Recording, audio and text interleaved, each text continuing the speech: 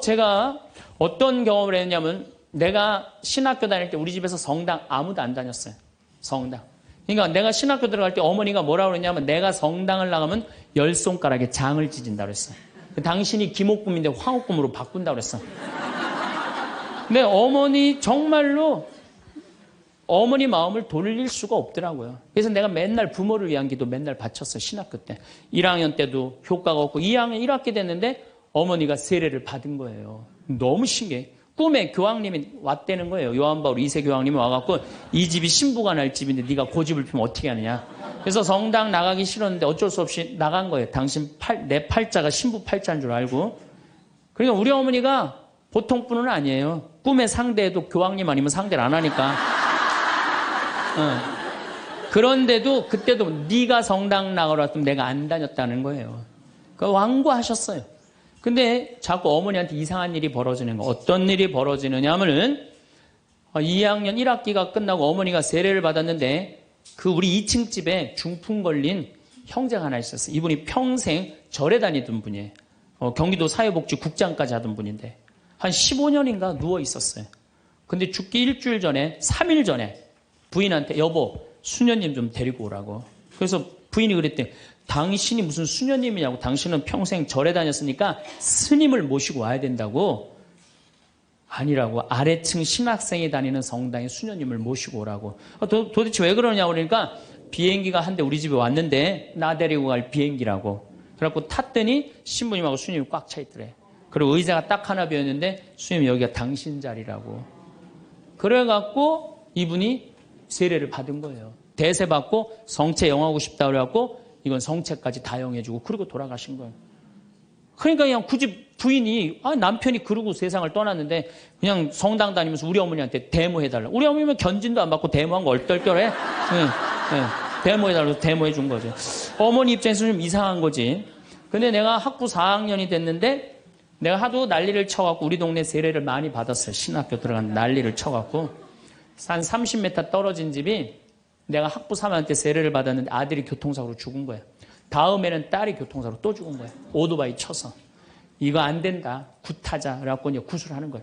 굿을 막 하는데 이 굿이라는 게 진호기 굿이에요. 죽은 영혼을 위로하는 굿을 진호기 굿이라고 그래. 처음에 억울하고 분한 영혼을 위로한다고 춤을 춰요.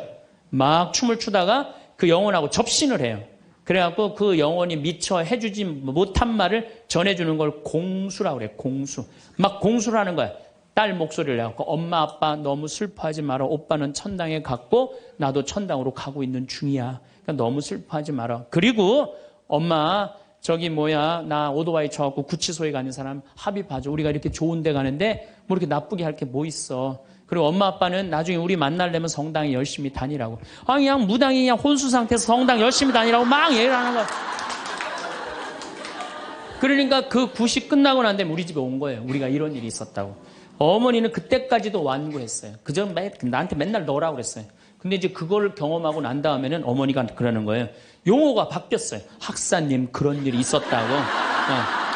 그래갖고 내가 어머니 꼭 붙잡고 어머니 나하고 갈 데가 있다. 어딜 가냐? 부엌에 좀 가자. 부엌에 왜 가냐고. 저 가스불 켜놓고 10손가락에 장 지져야 될 거 아니냐.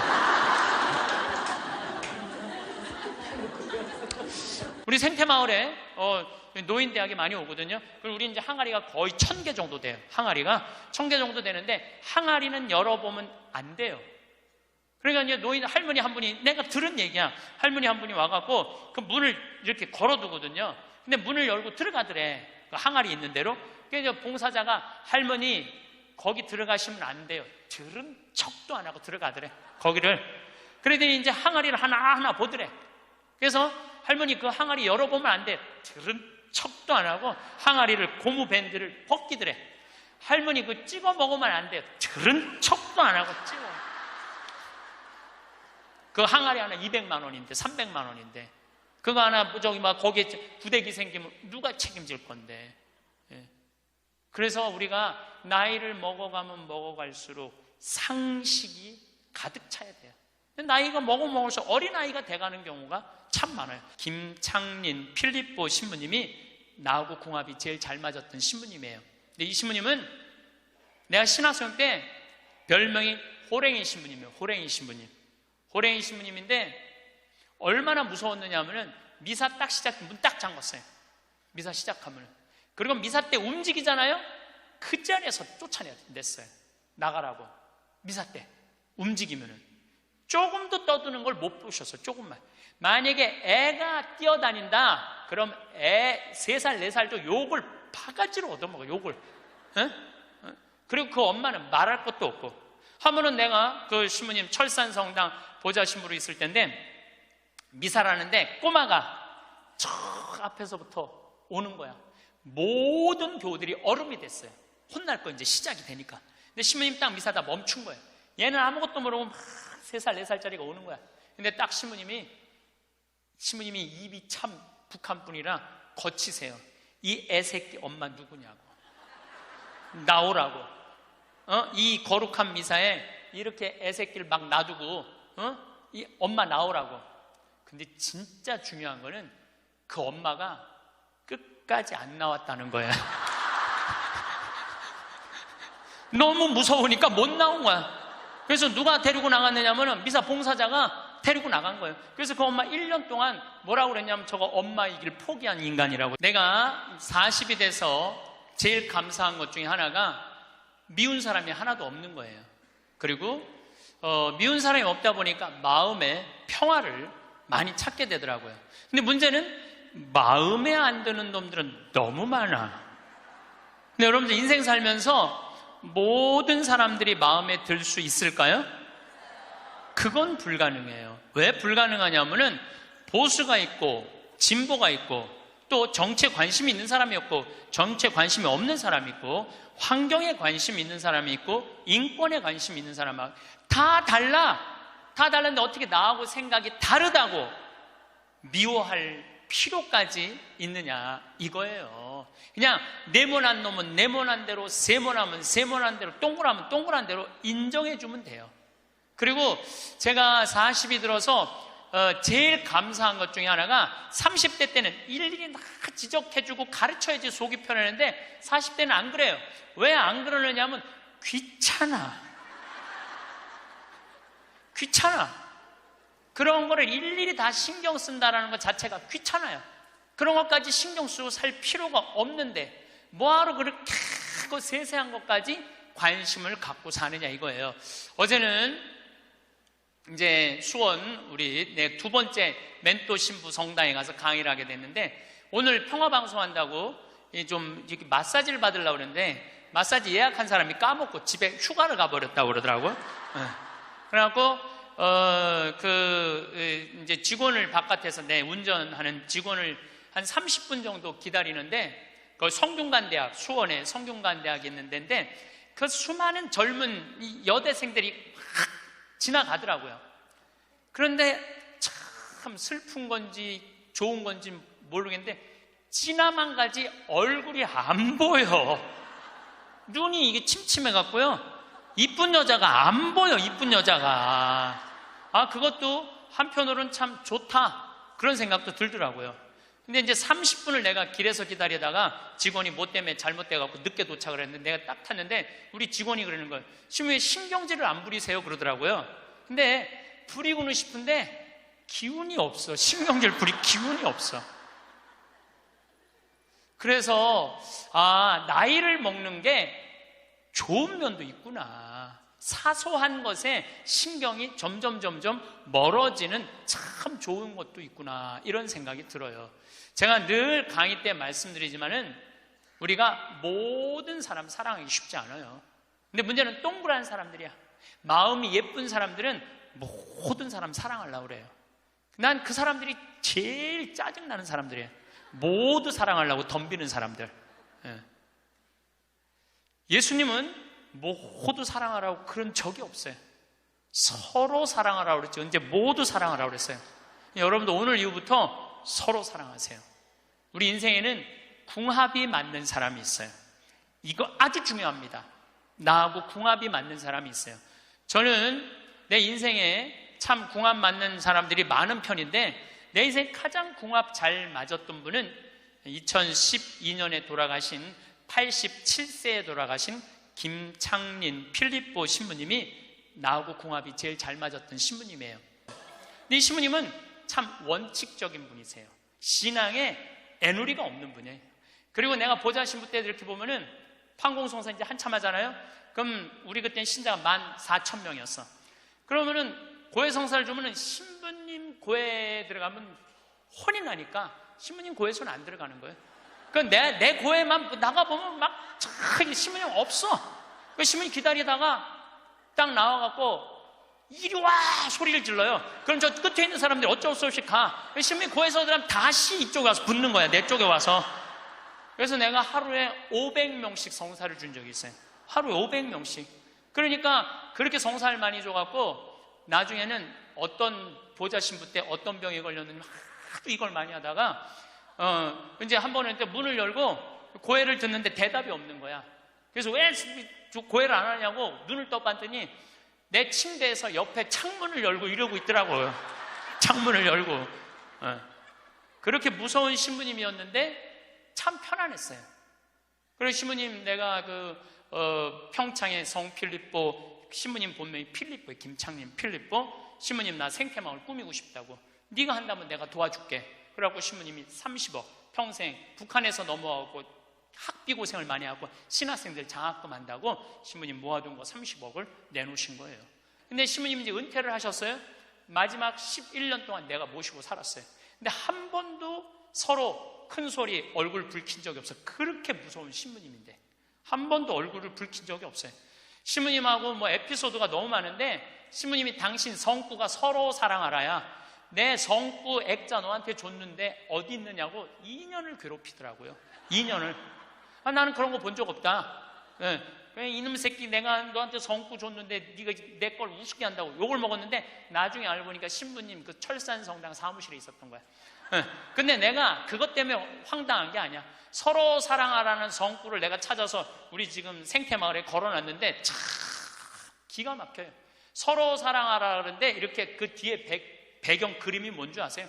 호랑이 2마리가 서로 끌어안고 있는 거야.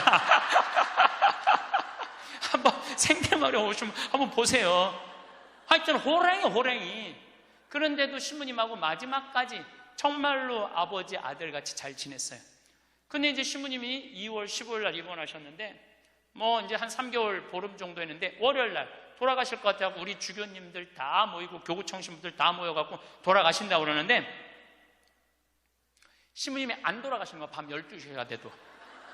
그러니까 뭐 주교님 뭐 황신부 있을 거지? 우리 각계 뭐 교구청의 신부들 우리 각계 다 가고 나만 돌아가시는 언제 돌아가시나 보는데 새벽 3시까지도 안 돌아가시네? 나는 다음날 강의 있는데 라고 신부님한테 나 지금 바빠서 간다고 갔는데 이틀 지났는데 느낌이 이상해. 그래서 부관장 신부한테 네가 나머지 다 해라. 나 아무래도 신부님 돌아가실 것 같다. 그래서 이제 수원 빈센트 병원에 왔어요. 딱 왔는데 신부님이 이틀 동안 혼수 상태에 계시더라고. 그래서 내가 신부님 귀에다가 이렇게 말했어요. 신부님 이제 가셔라. 신부님 힘든데 신부님도 가셔야지. 신부님도 편안하고 나도 힘들어 죽겠다 왔다 갔다 그랬는데 신부님이 눈을 딱 뜨는 거예요. 얼마나 놀랬는지 몰라요. 죽으라고 그러는데 눈 뜨니까 얼마나 내가 놀래. 그랬더니 그 신부님 모시는 자매가 그러더라고요. 부부가 저거 보라고 이틀 동안 그렇게 많은 신부님들이 그렇게 많은 그 은인들이 지인들이 와서 신부님 눈 뜨라고 그래도 눈 한 번 안 뜨더니 저 사랑하는 신부가 와서 신부님 이제 가시라고 그러니까 눈 뜨는 거 보라고 신부님 매일 저를 위한 미사를 하셨거든요. 매일매일. 그래서 내가 이제 신부님한테 그랬죠. 신부님 평생에 내 바람막이 돼주시고 나 행복하게 해줘서 너무너무 감사하다고. 나는 사제 생활은 정말로 반은 신부님 때문에 행복하게 살았다고. 여기 이제 내가 그날 다 오라고 그랬거든요. 신부님 지인들 다 눈 한번 마주치라고. 신부 눈 다 마주치시더라고요. 그러더니 나하고 딱 눈을 마주치시면서 돌아가시더라고요. 그래서 신부님이 내 품에서 돌아가셨어. 그러니까 신부님은 나하고 궁합이 맞은 거죠. 그래서 난 그분하고 평생 참 행복하게 살았어요. 여러분들도 마찬가지예요. 여러분들하고 궁합이 맞는 사람이 있어. 근데 이 동그란 사람 얘기 이제 뭐 내가 옛날에 화가 나십니까에도 말씀드렸지만 동그란 사람들은 뭐가 있냐면 예수님 사랑하는 마음이 이쁘니까 남 상처 주는 걸 못해. 왜냐하면 예수님한테 미안하니까. 남 상처 주는 걸 못하는 거야. 동그란 사람이 대림절 맞이하고 예수님 성탄 맞이하고 빠마를 탁 했는데 삐죽한 놈이 와서 한마디 해요. 빠마를 왜 그렇게 했어? 얼굴이 떡판 같잖아. 그러면 동그란 사람은요, 가슴에서 피가 떨어져요. 안 그래도 얼굴 둥글럽적해갖고 스트레스 받는데 떡판이라고 그러면 얼마나 상처를 입어요. 그런데도 동그란 사람은 그 삐죽한 사람한테 싫은 소리 못해요. 기껏 햄대는 소리가, 그러게 이번에 하다가 보니까 이렇게 나왔네. 다음에 내가 잘할게. 뭘 잘못했다고 다음에 잘한대. 그리고 어디 가서 우느냐면 성당 가서 운다니까요. 여기 있는 분들 많아. 그런 분들, 동그란 분들 많아. 맨날 울면서 상처 입고.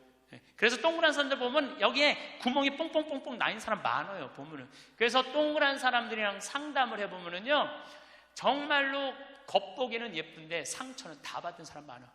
그러니까 동그란 사람은 삐죽한 놈 만나면 안 돼요. 삐죽한 놈은 누구 만나게 해주면 되냐면 별난 놈 만나게. 별난. 찔러도 안 찔리는. 파마를 왜 그렇게 해서 얼굴 떡판 같잖아. 그럼 별난 사람은 뭐라고 그러느냐면은, 너나 잘하고 다녀. 너나 남 챙겨내지 말고. 그럼 이 사람 상처 안 입어요. 상처 안 입는데 동그란 사람들이 상처를 입는다니까. 그래서 여러분들은 지금 50, 60 되신 분들, 여러분들 앞으로도 50년, 60년 인생 더 살아야 돼요. 미운 사람이랑 뭐하러 힘들게 가요? 내가 마음에 드는 사람, 좋은 사람이랑 가셔야죠. 그래서 오늘 이후부터, 아까도 제가 멘토 얘기했지만은, 우리가 멘토를 잘 만나야 돼요. 그래서 저는 막 보면은 성격 까칠한 사람들 가능한 한 안 만나요. 연락도 안 하고. 내가 좋은 사람들은 난 연락 많이 해요. 전화도 많이 하고 밥도 자주 먹고 참 좋은 것 같아. 우리 나한테 생태마을 꿈이라고 100억 주고, 잠비아에 100억 준 우리 83살 된 우리 은인한, 저는 한 달에 한 번 전화해서 꼭 같이 밥 먹어요. 우리 어머니 아버지도 한 달에 한 번 꼭 같이 밥 먹고. 내가 좋은 사람만 난 전화해서 밥 먹어. 굳이 삐죽한 애 전화해갖고 내가 예수 그리스도의 이름으로 저 사람을 사랑하고야 말리라, 난 안 그런다 이거야. 그래서 40 부록이 되면서 유혹도 흔들림도 의심도 별로 없어진 것에 대해서 너무너무 감사하다는 거죠. 50이 지천명이야. 50이 지천명. 50이 되면은 뭐 해야 되느냐면 하늘의 뜻을 아는 나이야. 49가지는 세상에 관심이 많았다면 50부터는 어디에 관심이 많아야 돼? 하늘나라에 관심이 많아야 돼. 여러분들은 49까지는 세상에 속해서 살았어. 세상 일 많이 하고 살았어요. 그럼 50부터는 이제 내가 이제 어디 갈 거야? 하늘나라 갈 거 아니야 이제? 이제는 갈 날이 점점 다가오잖아요. 30대 때는 하느님의 이름을 빌려서 내일을 했어요. 30대 때는 어땠냐면 뭐가 진행이 안 되면 성질을 있는 대로 부렸어요. 30대 때는. 근데 요즘은 막 일이 진행이 안 되잖아요. 그럼 딱 내려놔요. 그리고 이렇게 말합니다. 당신이 원하는 게 아니네. 그거 딱 내려놔요. 당신이 원하는 일이면, 하느님 당신이 원하는 일이면 되겠지. 제가 작년에 잠비아에 가갖고 간호대학 수톱된 걸 보고, 저 사는 맛 사는 멋 삶겨 한끼 책 파는 거 2억 인세 내놨다고 그랬잖아요. 그래갖고 교우들한테 1,000만 원씩 30명만 도와달라고 그랬잖아요. 그런데 2월 달에 방송에 나갔는데 4월 마지막 주에 2억 8천이 모인 거야. 2달 만에 2억 8천이. 내가 한번 모금도 나간 적이 없는데 다 전화해서 마지막 토요일에 내가 하느님한테 이렇게 기도했어요. 하느님, 왜 2천만 원이 비냐고. 진짜 그렇게 기도했어요. 진짜. 아니 내가 2억을 내놨으면 당신 3억 내놔야 될 거 아니냐고 그렇게 기도를 했는데, 그날 저녁에 종교도 다른 할머니가 나한테 전화했어요. 신부님, 당신이 기도를 하는 중에 내가 돈이 필요할 것 같아갖고 2천만 원 보냈다는 거예요. 2천만 원. 나는 기쁘지 않았어요. 왜 기쁘지 않았냐면 너무 놀랐어요.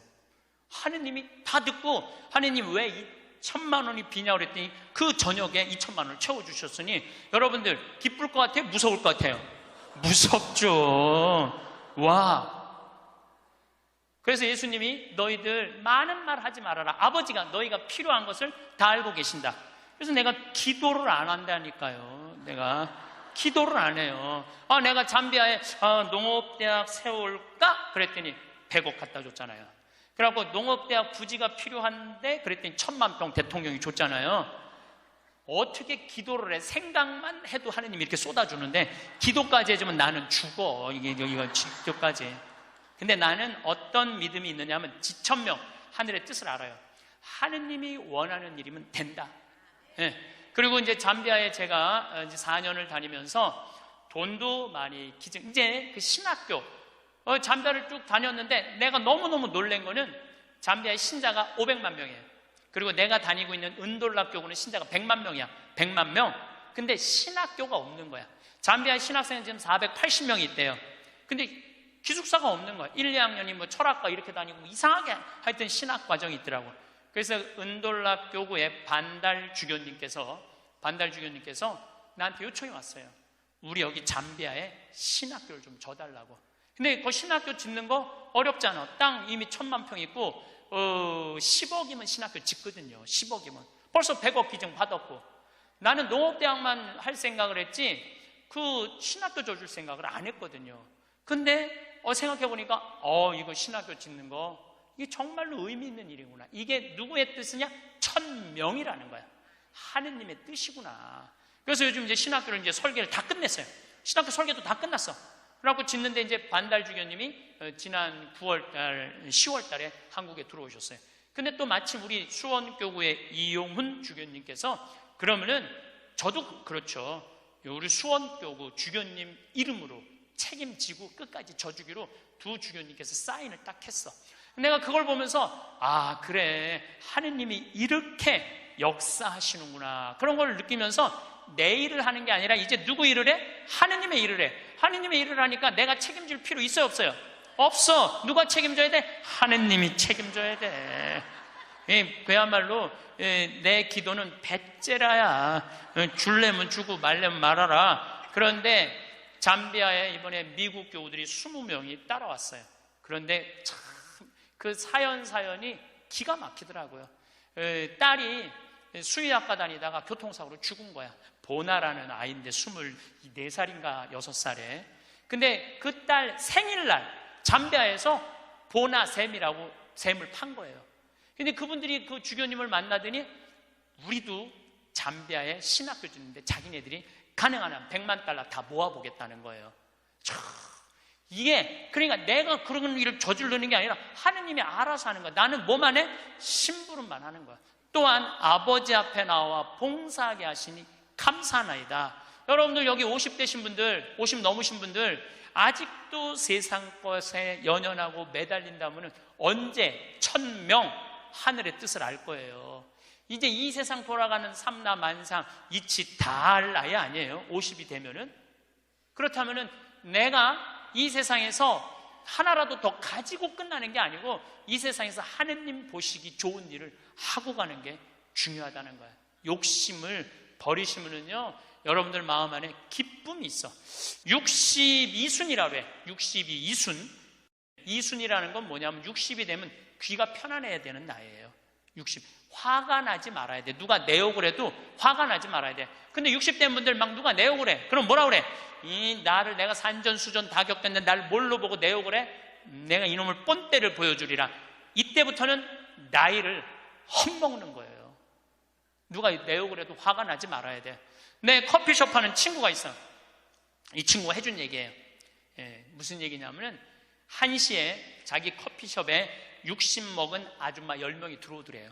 그래갖고 야, 커피 한 잔이 6,000원, 7,000원이니까 한 7만 원 버나 보다. 근데 아줌마들이 딱 들어와서 한다는 소리가 우리가 지금 대모임을 해갖고 밥을 많이 먹어갖고 패가 불러서 3잔만 시키겠다고. 3잔만 시키겠다고. 그래서 3잔만 시키더래요. 10명이 상 3개 딱 차려 해갖고. 그랬더니 그 요즘 리필이 다 되잖아요. 한참 먹더니 또 있더니 와서 리필 해달라고 그러더래. 리필. 또 그 큰 컵에다 리필을 다 해준 거야. 그랬더니 다시 오더니 그러더래요. 이거 우리 귀양 리필 해준 거 우리 나눠 먹게 잔 좀 더 달라고. 그래갖고 1시부터 3시까지 10명이 3잔 시켜서 온갖 수다 그냥 다 박장대소 하고 막 깔깔거리면서 3잔 값을 내고 나가더래요. 너무 가슴이 아프더래요. 왜냐하면은 뭐 전기세도 있고 자리세도 있고 월세도 내야 되는데 저 아줌마들 10명이 들어와서 3잔만 시켜서 먹고 나가 얼마나 가슴이 아픈지 몰라요. 여러분들 돈이 없으면은 막심 골드 그 150원이야 스틱 커피 그거 10개 사면 1,500원이야. 그럼 보온병 사다가 종이컵 사다가 종이컵은 안 되지만은 그냥 그 앞에 공원이거든. 그거 먹으면 되지. 왜 그 남의 상처를 이걸 뭐라고 하냐면은 나이값도 못한다고 그러는 거야. 늙으려면 어떻게 늙어? 곱게 늙어. 늙으려면 곱게 늙어야 돼. 나이를 먹으려면은 제대로 먹어야 된다는 거예요. 나는 그래서 우리 직원들 장 보러 나갈 때 절대 못 깎게 해요. 돈 못 깎게. 그거 300원, 400원 깎아서 뭐해? 우리 직원이 지난번에 그러더라고. 자기가 저기 호박을 20개 사는데 한 푼도 안 깎길래 하나 더 얹어주더래. 더 얹어주길래 이거 우리 신부님이 깎지 말라고 그런다고. 깎지 말란다고 그래. 나도 농사 짓는 사람이라요. 참 그 농사가 얼마나 어려운데 할머니들이 두릅 따갖고 나오고 쑥해 갖고 나오는 거 300원 깎는다 200원 깎는다 그러다 안 깎아주면 또 그냥 건너갖고 사고 돌아다니면서 상처는 다 주고 다녀. 그리고 나 돈 아꼈다고. 참 그 정도로 200원 300원 깎고 돈 아낄 정도로 돈이 없으면은 그냥 집에 가만히 앉아 있어. 돌아다니지 말고. 그래서 나이값을 해야 된다는 거예요. 나이값. 늙으려면 어떻게 늙어? 곱게 늙어야 돼. 늙으려면. 그리고 60이 되면은 이순이라는 게 뭐냐면은 누가 내 욕을 해도 화가 나지 말아야 되는 것뿐만 아니라 이해 안 되는 게 없어야 돼요. 삼라만상 우주 아까 1000명이라고 그랬잖아요. 1000명 안에는 우주 만물의 조화까지 다 알아야 돼. 그 60이 되면은 이해 안 되는 게 없어야 돼. 내가 60대 신분 중에 너무너무 멋있는 분 한 분을 알고 계세요. 난 그분 지금 얼굴도 본 적이 없는 분이에요. 얼굴도 본 적이 없는데 이분이 얼마나 멋있느냐 하면은 성모회장이래 어느 정당에. 근데 내 후배 신부 중에 하나가 5년 전에 옷을 벗었어요. 신학교 때 내가 굉장히 예뻐했던 아이인데 자기 기쁘지 않대. 사제로서 기쁘지 않대. 사제로서 기쁘지 않으니까 미사를 드릴 수가 없는 거예요. 그거 여자 문제보다도 더 고통스러운 거예요. 내가 사제로서 기쁘지 않아. 그래서 나는 더 이상 제사를 드릴 수 없다. 그래서 옷을 벗고 나간 거야. 이 신부님 혼자 쭉 사는 거죠. 근데 그 본당 신부였을 때 성모회장님이었대. 성모회장님이었는데 이 신부님이 5년 동안 혼자 사는 걸 알고 딸이 36인가 37이래. 딸한테 그랬대요. 너 그 신부님 알지? 알고 있대. 근데 그 신부님 옷 벗은 거 알지? 알고 있대. 근데 너 지금 시집도 안 가고 혼자 사니 이렇게 허송세월 보내지 말고 신부님 외롭고 힘든데 너 신부님한테 시집이나 가서 밥도 해주고 빨래도 해주고 의지가지 하면 어떻겠느냐. 그 성모회장님이 남편도 설득했대. 당신 저 본당 신부님 있을 때 저런 사이 하나 있으면 좋겠다고 그러지 않았느냐고. 저 사이 사모면 되지 않겠느냐고 남편도 설득하고 남편도 좋다고 그랬대. 그래갖고 이번 3월 신부님한테 찾아간 거야. 내 딸 줄 테니까 신부님 혼자 외롭게 살지 말고 내 딸 이제 데리고 같이 살았으면 좋겠다고. 그래서 이번 3월 달에 결혼을 시킨 거야. 60이 되려면 그 정도는 돼야지. 60이 되려면 그 정도는 돼야지. 신부님도 옷 벗고 나가면 내가 저 신부님 더럽다고, 저 신부님 저럴 수 있느냐고, 내가 그렇게 안 봤는데 욕이나 하고 돌이나 던지고, 그건 나이를 헛먹는 거예요. 그 신부는 얼마나 힘들었겠어. 인생 살면서 자기 맞지도 않는 옷 입고 이러지도 못하고 저러지도 못하고 부모님 상처 줄까 봐 옷도 못 벗고 얼마나 힘들겠어. 그 정도 이해는 돼야지. 60이 돼갖고 옷 벗고 나가면 나는 이해가 안 되네. 저 신부님 왜 옷을 벗고 나갔을까. 그래서 60이라는 건요 정말 아름답기 시작한 나이예요. 저는 60된 여자친구들이 많아요. 진짜로. 근데 60된 분들하고 이렇게 대하면 참 편안해요. 30대 40대 이 여자들은 불편해. 불편해. 근데 60만 되면은 아주 편안해. 그리고 60이라고 얼굴이 못생긴 것도 아니야. 이뻐 다. 60은 내가 보기에는 아름답기 시작한 나이에요. 아름다운 모습으로 나이를 들어가는 것. 누가 뭐라 그래도 받아들이고 포용할 수 있는 따뜻한 나이가 저는 60이 아닌가 싶어요. 70이 종심소욕 불육이라고 그래요. 뭐라고 하면 70이면 마음을 따른, 욕구가 일어나는 마음을 따라도 법에 어긋남이 없는 나이야. 그러니까 내가 한 70 넘은 분이 내가 욕심껏 행동을 해도 그게 법에 어긋나지 말아야 돼. 다시 말해서 좀 쉽게 얘기하면 우리 천주교 교우들 알아듣기 쉽게 말하면 70에 내가 하는 행동이 하느님이 하는 행동하고 똑같아야 돼. 70은. 근데 70된 할머니들 막 잔치집에 갔는데 그냥 부친 게 맛있다고 꼬쟁이에 그 집에 뭐 부친 게 남든 뭐 모자라든 상관하지 않고 꼬쟁이에 싸갖고 막 그게 이제 늙으려면 곱게 늙으려는 거예요. 그러면 안 된다는 거예요. 70. 불유구라는 게 뭐냐면 자야, 자. 예. 자가 넘침이 없는 거. 우리 요셉 성인을 의인이라고 그러죠? 왜 의인이라고 그러는지 아세요? 목수들은 자가 생명이에요. 그래서 길이가 정확해야 돼. 그래서 목수들은 재판할 때도 누구를 불러냐? 목수를 불러요. 목수를 불러갖고 이 사람이 정확하게 계산한 거냐? 누가 다 계산해줘? 목수들이 계산해줘서 그 의인이야, 의인. 그러니까 어긋남이 없는 거야, 어긋남이. 70이 되면은. 근데 70이 됐는데도 불구하고 욕심을 부리고. 난 70된 할머니들 싸우는 거 많이 봤어요. 싸우는 거 많이 봤어요. 근데 공자님이 73살까지 살다가 죽었어. 무슨 얘기냐면은 천지가 80이 넘게 사는데 70까지만 얘기를 하고 죽은 거야, 공자님이. 80은 어떻게 살으라고. 그래서 내가 80을 내가 생각을 해봤어요. 80은 뭐 해야 되는 나이냐면은 생생지심의 나이예요. 생생지심. 생생지심이라는 게 뭐냐면은 생명을 사랑하는 나이야. 80은 생명을 사랑하는 나이. 80까지 살면은 여러분들 감사하지 않아요? 감사하죠?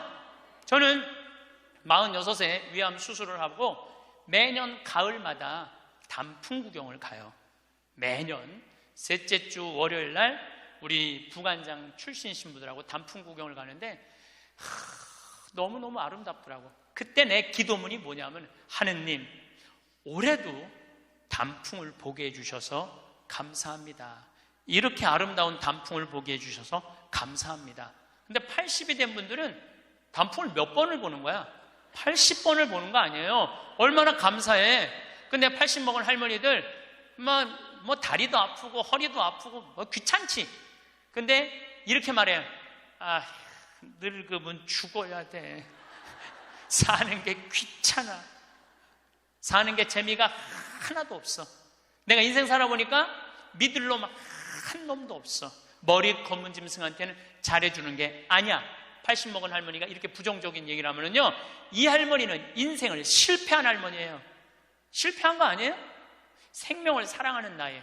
오늘도 이렇게 하루를 나한테 선물로 주신 하느님한테 감사하다고. 진달래를 보면 이번에도 한 번 더 이 아름다운 진달래를 보게 해주셔서 감사하다고.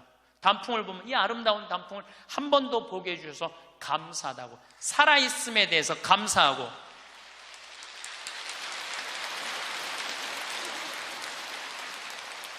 생명에 대해서 사랑하는 마음. 예.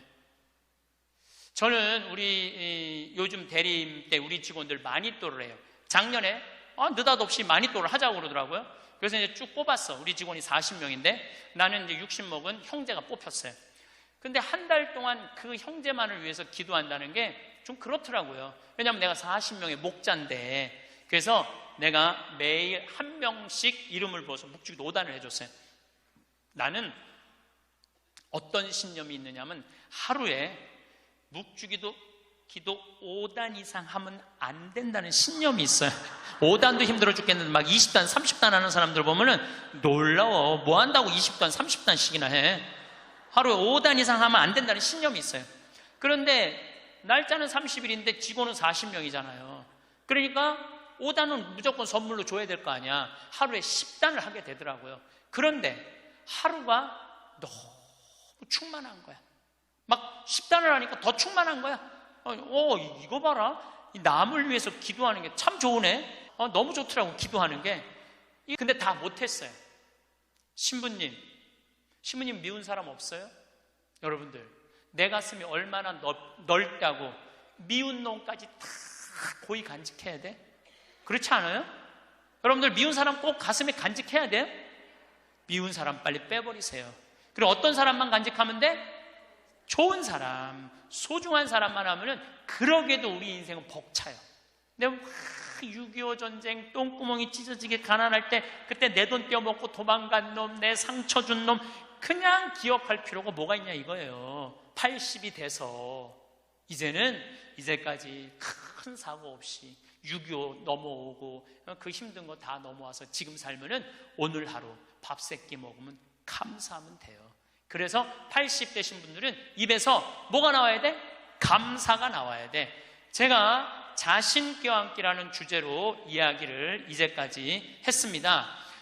여러분들, 나 자신을 껴안을 줄 알아야지, 나 자신을 껴안을 줄 알아야지 잘 살아요. 잘 살아야지 잘 죽을 수가 있어요. 그래서 15에 지우학하고, 30에 립하고, 40에 부록하고, 50에 지천명하고, 60에 이순하고, 70에 불류구하고, 80에 생생지심의 단계에 내가 갔는가? 이걸 물어보자는 거예요. 나는 지금 어떤 단계인가? 나는 뜻도 안 세운 거 아닌가? 뜻도 안 세우고 공부도 안 하고 또 내가 섰다면은 어떻게 살아가야 될 것인가? 쓴 사람으로서. 그 나는 정말로 욕심 없이 유혹받지 않고 악의 유혹을 받지 않고 정직하게 살아갈. 그리고 하늘의 뜻은 내가 알고 있는가? 하늘의 뜻은. 그리고 마음이 평화롭게 이순하고 있는가? 내가 하는 행동이 하느님이 하는 행동하고 똑같은가? 그리고 생명을 사랑하는 나인가? 그걸 알아야 돼. 그러면은 그런 정도의 사람이 되려고 그러면 공부해야 돼. 신부님, 저는요 신학교 공부했죠, 환경공학 공부했죠, 그 다음에 글 공부했어요. 그래서 저는 한국문인 회원이고 국제 팬클럽 회원이에요.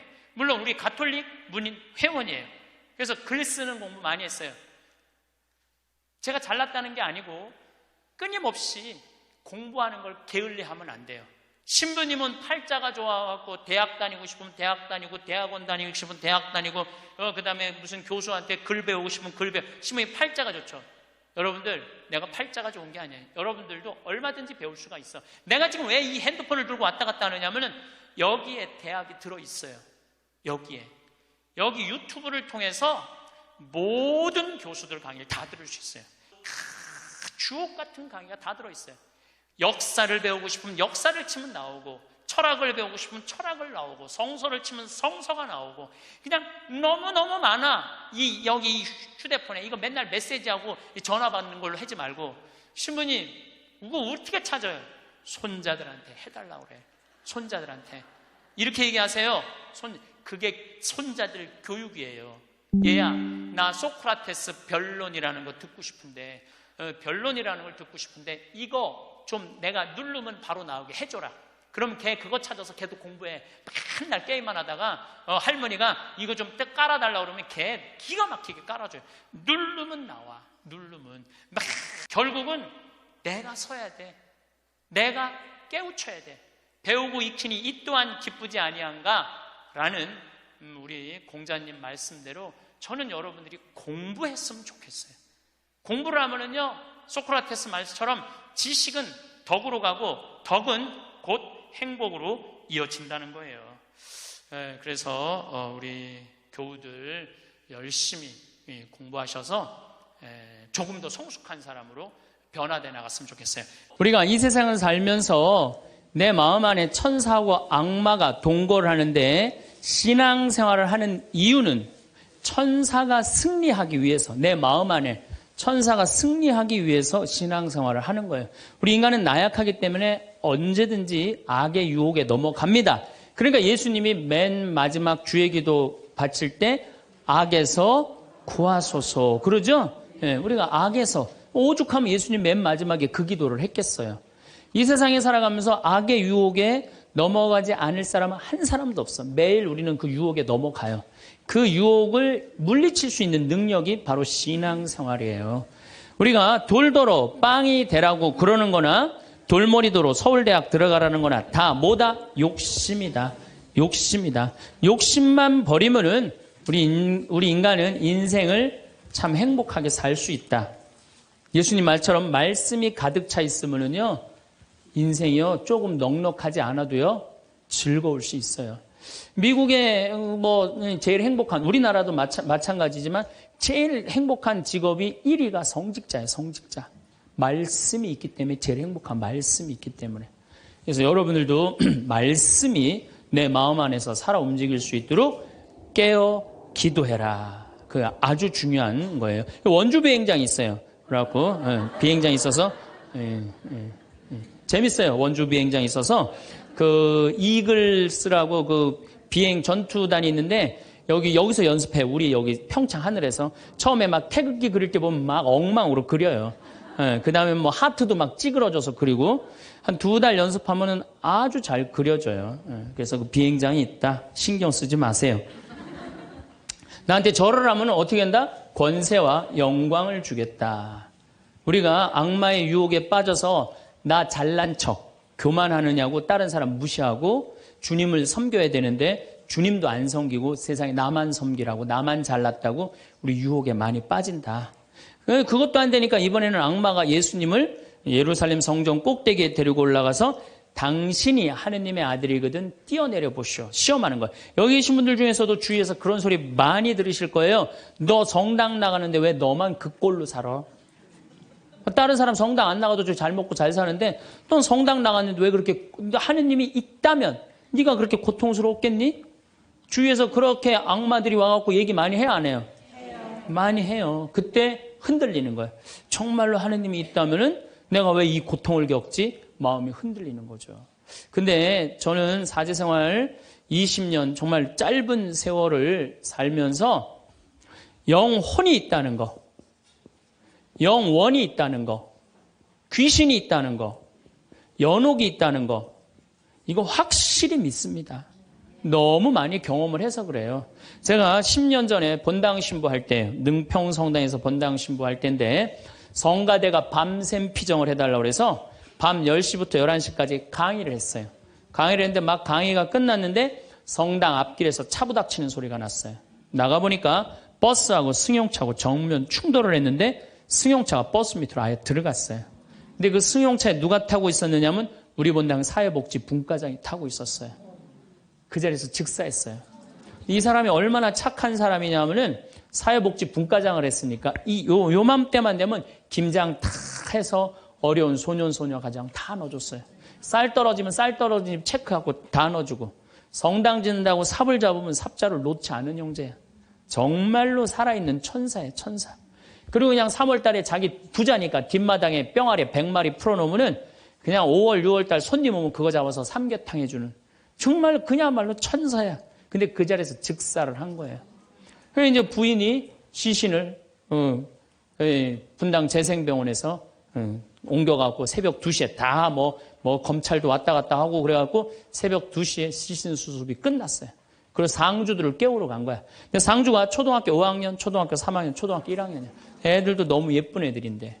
그래서 이제 엄마는 5살짜리 아이 5학년 아이를 깨운 거야. 일어나봐라, 아들아. 근데 이 아들이요, 눈을 비비면서 엄마 나 이상한 꿈 꿨어. 그러는 거야. 무슨 꿈 꿨냐 그러니까 아빠랑 꽃밭을 가는데 너무 꽃밭이 예뻤다는 거예요. 막 천국같이 예뻤다는 거예요.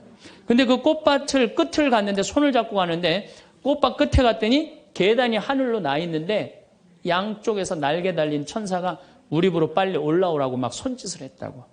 그래갖고 내가 올라가려고 했더니 아빠가 내 손을 딱 놓더니 지금부터 나 혼자 올라가는 거라고. 넌 나중에 올라가라고. 그래갖고 아빠가 막 올라가는 꿈을 꿨다는 거예요. 초등학교 5학년 아이가, 아빠가 돌아가신 사실도 모르는 아이가. 이건 뭐예요? 이 아빠가 돌아가시면서 누구한테 보여준 거예요? 아들한테 보여준 거예요. 이런 일은 너무 많아요. 우리가 죽으면은 굉장히 우리 한국 사람들은 죽음을 너무 무서워해요. 근데 난 죽는 거는 꽃밭을 간다는 얘기는 너무 많이 들었어요. 우리 여기 생태마을에 암 환자들이 많이 오잖아요. 작년에 글라라라는 자매가 하나 있었어요. 진짜 얼굴도 이쁘고 그냥 천사예요, 천사.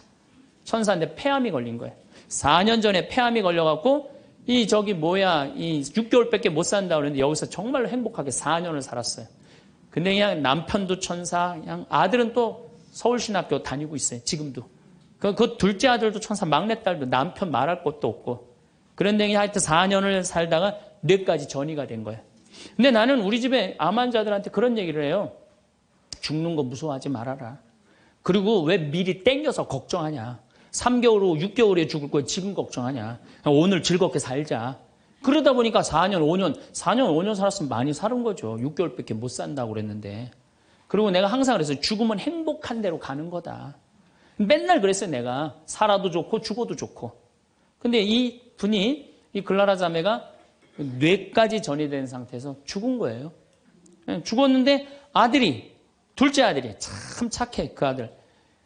엄마 평상시에 죽으면 안 된다고 미리 이게 응급처치를 배운 거야. 엄마 혀가 말려 돌아갔는데 그걸 피고 막 심폐소생술을 하고 살려낸 거야.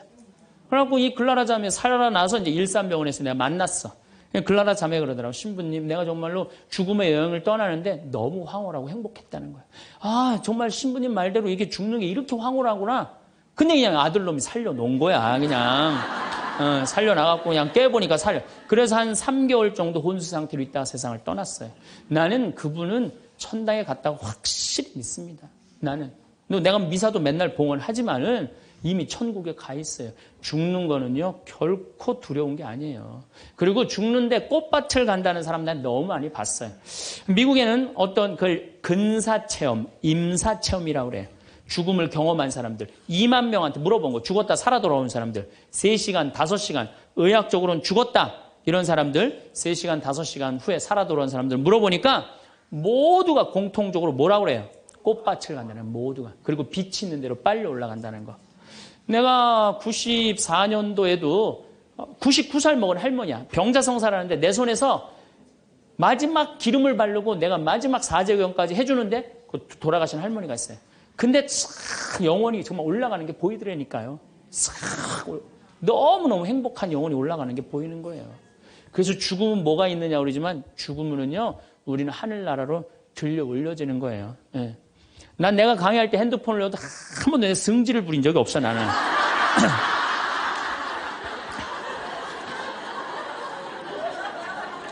예. 하늘로 싹 불러 올라가는 거예요.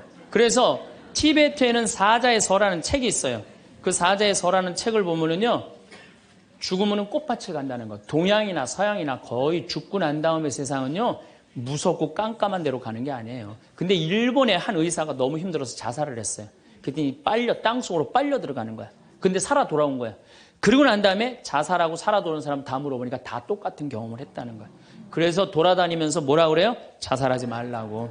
죽어서 좋은 데 가려고 그러면은 자살하지 말라고. 그리고 강의하고 다니는 교수도 있어요. 그냥 죽고 난 다음에 세계가 너무 많은 거예요. 우리 죽고 난 다음에 뭐가 있냐고 그러지만 실질적으로 죽고 난 다음에는 하늘나라가 펼쳐지는 거예요. 그리고 여러분들 하느님 믿었으니까 어떻게 되는 거야? 어디로 가?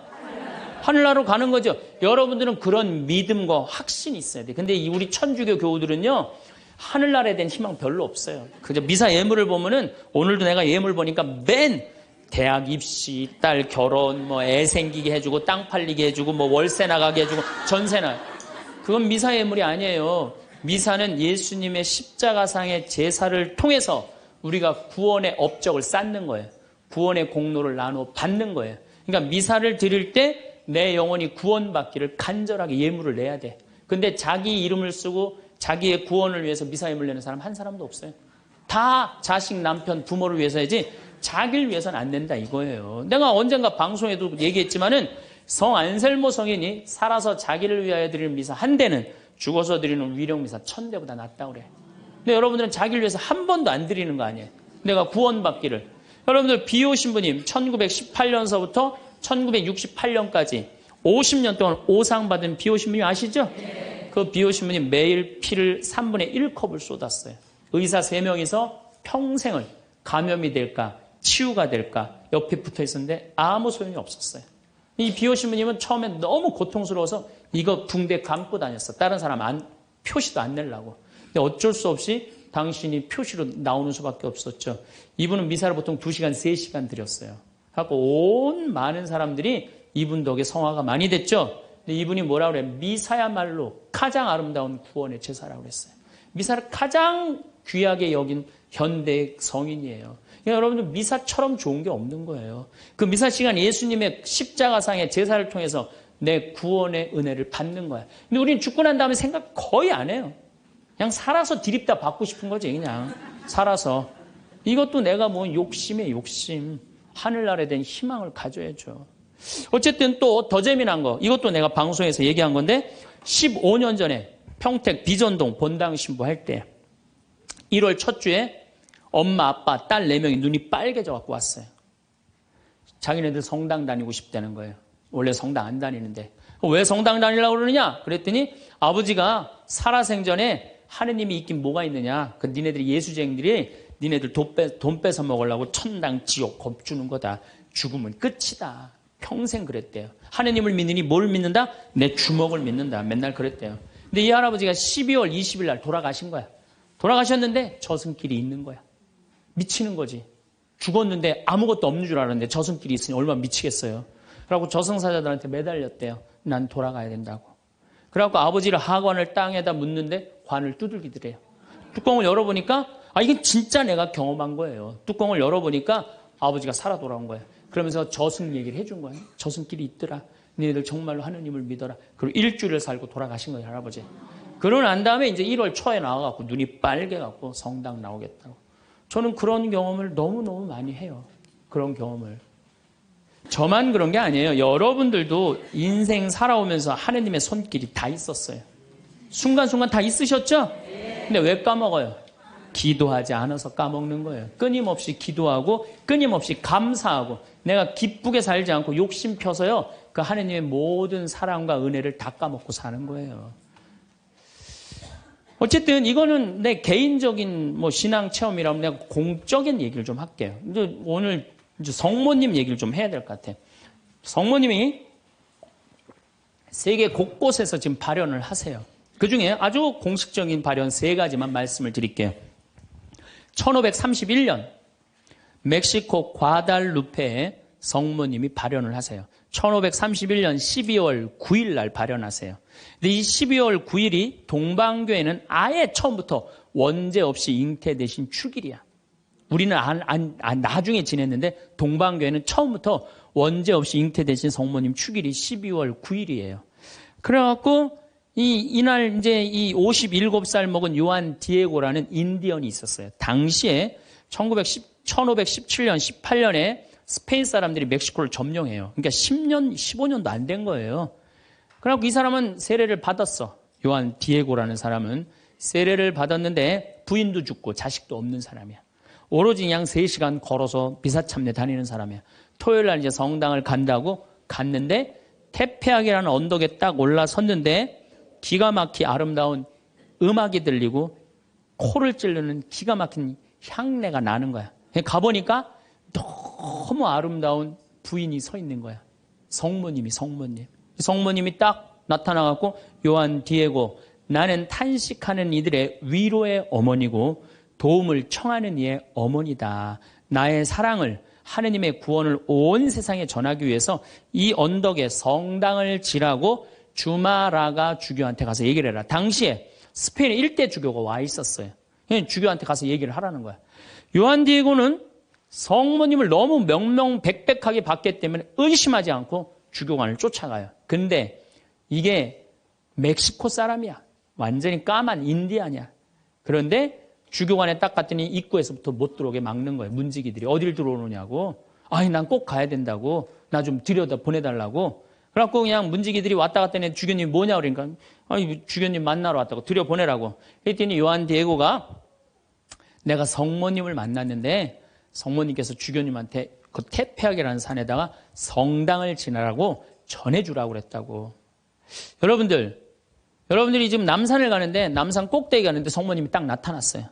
너무 아름다운 모습으로. 마리아, 데레사 이렇게 합시다. 데레사, 너 우리 추기경님한테 가갖고 이 나의 사랑을 온 세상에 대한민국에 전하기 위해서 남산 꼭대기에 성당을 지라고 가서 전해라. 분명히 성모님을 봤어요. 그래갖고 여러분들이 이제 명동에 가갖고 추기경님한테 내가 성모님을 만났는데 남산 꼭대기에다 성당을 지라고 그랬다고. 그럼 추기님, 아유, 잘 알겠습니다. 그리고 짓겠습니다. 그럴 것 같아요? 명동에 가면 약간 정신 나간 여자 3명 있어요. 4번째 등극하는 거, 4번째. 예. 성모님 본 사람들 다 처음에 무슨 대접받아요? 다 미친 사람 대접받아, 다. 그러니까 주교님이 뭐라고 그러냐면은, 이상한 소리 하지 말아라. 가라 그래요. 네가 정말이라면 나중에 얘기하자 그래요. 그래갖고 성모님이 내가 기다리고 있겠다 그래. 그래갖고 다시 태평이라는 산에 가요. 성모님한테 그래요. 성모님 전했느냐? 성모님 얘기를 전하긴 전했는데 주교님이 안 믿는 것 같다고. 그랬더니 성모님이 뭐라고 그러냐면은 그렇다면 내일 가서 또 전해라 그래요. 난 참 성모님도 답답해요. 아니 그게 그렇게 중요하면 당신이 가서 얘기하면 될 거 아니야. 왜 그 저기 뭐 57살 먹은 보면은 벨라 됐다. 그 다음에 루시아 다 똑같아. 제대로 배우지도 못하고 가난한 사람한테 나타나고 꼭 힘들게 해. 그래서 내가 기도 때 한번 따졌어요. 성모님. 아니 나타내려면 신부나 주교나 뭐 이런 사람한테 나타나갖고 확실하게 하지. 왜 그렇게 사람들이 힘들게 하느냐고 그랬더니 성모님이 하느님의 영광은 어린아이, 순수한, 미천한 사람을 통해서 드러나는 것이다. 그러시더라고요. 그래서 그건 이제 앞으로 안 따지기로 했어 내가. 그래갖고 이 요한 디에고는 다음 날 주교님을 또 찾아가요. 또 문지기들이 모욕을 주죠. 이런 무식한 원주민 인디안이 어디 감히 주교를 만나느냐고. 그래도 이 요한 디에고는 애절하게 주교님을 만나자고 원해요. 하도 그러니까 어쩔 수 없이 주교님을 만나게 해줘요. 그러니까 주교님이 이틀째 연속 오니까 그래? 만약에 네가 정말로 성모님을 봤다면 증표를 갖고 와라 그래. 증표를. 내가 갖고 올 수 있다고. 성모님 분명히 봤으니까. 12월 10일 날. 그래갖고 이제 가갖고 성모님한테 가요. 성모님이 기다리고 있어. 그래, 전했느냐? 그러니까 전했다고. 전했는데 주교님이 성모님한테 증표를 갖고 오라고 그랬다고. 그러니까 성모님이 내일 오면 내가 증표를 주마 그래요. 12월 11일 날이 됐어요. 그래갖고 이제 이 요한 디에고가 가려고 그랬는데 요한 디에고 부인도 없고 자식도 없는데 삼촌 베르나르도라는 삼촌이 작은 아버지가 한 분 있는데 열병에 걸려갖고 돌아가시려고 그래. 그러니까 병간호를 막 하는 거예요. 병간호 하느냐고 성모님한테 가긴 가야 되는데 이거 삼촌은 죽으려고 그러고 그래갖고 못 가요. 난 또 요한 디에고도 참 답답한 사람이야. 아니 그 대단한 성모님한테 가갖고 낫게 해달라고 하면 될 거 아니야. 그걸 또 그냥 자기가 간호한다고. 다음 날은 프란치스코 수도의 신부님 병자성사 죽을 것 같으니까 프란치스코 수도의 신부님 병자성사 모시러 간다고. 요한 디에고가 얼마나 재미나냐면은 테페하게라는 산을 비껴가요. 성모님 만날까 봐. 지금 누가 더 중요하다고? 이 본당심이 더 중요하다 이거야. 병자성사 봐야 된다고 막 가는데 성모님이 물어봐. 너 어디 가냐고. 어디 가냐고 물어봐요. 그러니까 아니 삼촌이 작은아버지가 죽으려고 그래서 모시러 간다고. 걱정하지 말아라. 작은아버지 내가 치료해 줄 테니까 너 저 언덕에 올라가 봐라. 올라가 보니까 이 멕시코 시티가 2000m 상공에 있는 도시예요. 12월 달이면 굉장히 추운 도시예요. 그런데 장미가 펴 있는 거야. 가득. 그래갖고 너무 신이 나갖고 이 요한 디에고는 저기 멕시코 인디안들은 모자 동그란 거 쓰죠. 그 다음에 이 망토 쓰죠. 그 망토를 틸마라고 그래요. 이 틸마는 뭘로 엮느냐면 선인장에서 뽑아갖고 섬유를 뽑아갖고 이 아주 거친 섬유질로 돼 있는 그 망토예요. 그 망토에다 선인장을 따요. 막 따갖고 막 너무 흥분해갖고. 그러니까 성모님이 그걸 보더니 웃으면서 가지런히 놔줘요. 내가 가지런히 놔주마. 가지런히 놔줘갖고 등에다 져요. 등에다 져갖고 너무 신이 나갖고 주교관에 가요. 주교관에 가갖고 이제 가려고 그랬더니 막 향이 나고 그러니까 문지기들이 이게 뭐냐 그러니까 이거 줘라 그러니까 안 된다고. 이거 주교님한테 갖다 줘야 된다고. 그래갖고 그 주교님한테 가갖고 증표 갖고 왔다고 장미를 딱 떨어뜨리는데 이 주교님은 장미에는 전혀 관심이 없는 거야. 그 틸마에 갑자기 무릎을 꿇더니 눈물을 흘리면서 키스를 하는 거야. 아니 그 틸마가 얼마나 더럽고 지저분하겠어요. 왜 그러나 우리가 틸마를 내려봤더니 자기가 본 성모님이 그 틸마에 새겨져 있는 거야. 그대로. 그런데 이 새겨져 있는 색깔 자체가 이건 도저히 1500년대에 만들 수 없는 색깔이야. 너무 예쁜 거 성모님이. 너무 예쁘고 너무 곱고 옷 색깔도 너무 화려하고. 그러니까 과학자들이 계속 연구를 해봤어요. 과연 1500년대에 저 물감을 만들 수 있을까? 그 과학자들이 결론은 못 만든다. 그래갖고 그냥 이 소송당에 이제 주교님 소송당에 걸어놓고 성당을 진 거죠. 그리고 12월 10일 날 같은 날 성모님은 베르나르도라는 삼촌한테 나타나서 다 치유를 해줘요. 그리고 네 조카가 이런 기적을 발현을 봤다. 다시 한번 확증을 해주죠. 그 바람에 7년 사이에 인디언들이 멕시코 스페인 사람들이 무서워서 나와서 세례를 안 받거든요. 세례를 안 받다가 800만 명이 7년 만에 다 세례를 받아요. 나는 유럽 교회는 사도들이 전교를 했다면 아메리카는 성모님이 난 전교했다고 믿어요. 성모님이. 그래서 그 수많은 사람들이 순례를 하잖아요. 근데 더 기가 막힌 건 이 선인장에서 엮은 거는 30년, 50년이면 사가 없어져요. 근데 500년이 지난 지금도 그대로 모셔져 있는 거예요. 500년이 지난 지금도. 제가 지난 40일 동안 LA 순회 강연을 갔는데 중간 일주일 동안 성모 승천 대축일 그 기간 동안을 멕시코의 과달루페에 갔다 왔어요. 갔다 왔는데요. 1m 20된 그 성모님 사진이요. 그 틸마에 새겨진 게요. 저 아직도 살아있는 것 같아요. 너무너무 은혜롭고. 그러니까 여러분들 나는 신앙이 약하다. 성주순례 가면 돼. 성주순례. 성주순례 가갖고 하느님의 살아있는 증표를 보면 돼. 예루살렘에 가보고 이집트에 가보고 티베트 이번에 지진이 일어난 어디야? 터키도 가보고 그리스도 가보고 그러면은요 살아있는 하느님 역사 안에 왔다 가신 예수님을 만날 수 있어요. 그냥 그런 데는 안 가고 그런 데 돈 쓰는 건 아깝고 그냥 누워갖고 그냥 하느님이 있나 없나 이러고만 앉아있으니 무슨 돈으로 애 휴학시키고 학교 무슨 학교예요. 그냥 여러분들 영혼이 더 중요한 거지. 공부도 못하는 놈들 뭐하러 그냥 학교를 보내고 학원을 보내고 그래요. 그런데 더 기가 막힌 사건이 벌어져요. 1963년 성모님의 눈동자가 이상해서 사진을 찍어봐요. 사진을 찍어봤고 현미경으로 6배 확대를 해보니까 성모님 눈동자에 3사람이 있는 거야.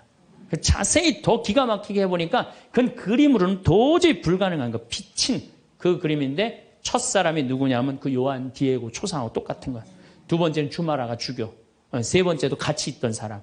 그게 500년이 지나도록 몰랐던 거예요. 물론 거기에 기적은요. 이거 한 3배만한 성당이 있는데 요만한 사진으로 꽉 찼어요. 그 과달루페 성모님을 통해서 기적이 일어난 건 그건 말할 것도 없고 그건 말할 것도 없고 이 과달루페 성모님 이거 우리 이 사진에 이제 방송에 나갈 거예요. 성모님 딱 멋있게 나갈 거예요. 지금도 그 성모 저는 그 성주순례 가서 제가 거기서 미사도 봉헌했지만은 그 엘리베이터로 돼 있어요. 에스컬레이터라고 그러네요. 하도 사람이 많으니까 스면은 쭉 지나가서 볼 수 있어요. 그리고 또 뒤쪽으로 또 돌아. 그러면 또 뒷걸음막 또 쭉 가면서 볼 수 있어. 내가 묵주기도 5단을 하면서 그 성모님만 봤는데도요. 그렇게 은혜롭더라고요. 근데 그 사진도 지금 사갖고 왔는데 보고 있으면 너무너무 행복해요. 성모님이 얼마나 우리 아들 구원 사업을 많이 신경을 쓰시겠어요. 또 1858년 2월 11일부터 7월 16일까지 18번에 걸쳐서 벨라데타라는 소녀한테 나타나요. 루르드의 성모님. 이 피레네 산맥 밑에 있는 조그만 동네에 루르드라는 게 그 보면 그냥 저 피레네 산맥이 꼭대기까지 보여요. 근데 이 아이가 너무 가난한 거야. 2월 11일 날 피레네 산맥 프랑스 끝에 있으면요 추워요. 너무 추워갖고 땔감을 모으러 가. 막 땔감을 모으러 가는데 동굴에 빛이 나는 거야. 부인이 보이는 거야. 너무 아름다운 마담이 보이는 거야. 너 나한테 계속 올 수 있느냐? 네, 마담. 처음에 이름을 밝히지 않아요. 그리고 이 벨라데타도 14살 난 아이도 마담이라고 그래. 근데 동생한테 얘기를 해요. 야, 너 비밀 지켜야 된다. 나 오늘 성모님 봤거든. 그러니까 아무한테도 말하지 말아라. 근데 이 동생이 집에 가자마자 엄마, 언니가 성모님 봤대. 그러니까 엄마가 어떻게 했을 것 같아요? 귀싸대기를 때려요. 그걸 쓸데없는 소리 하지 말라고.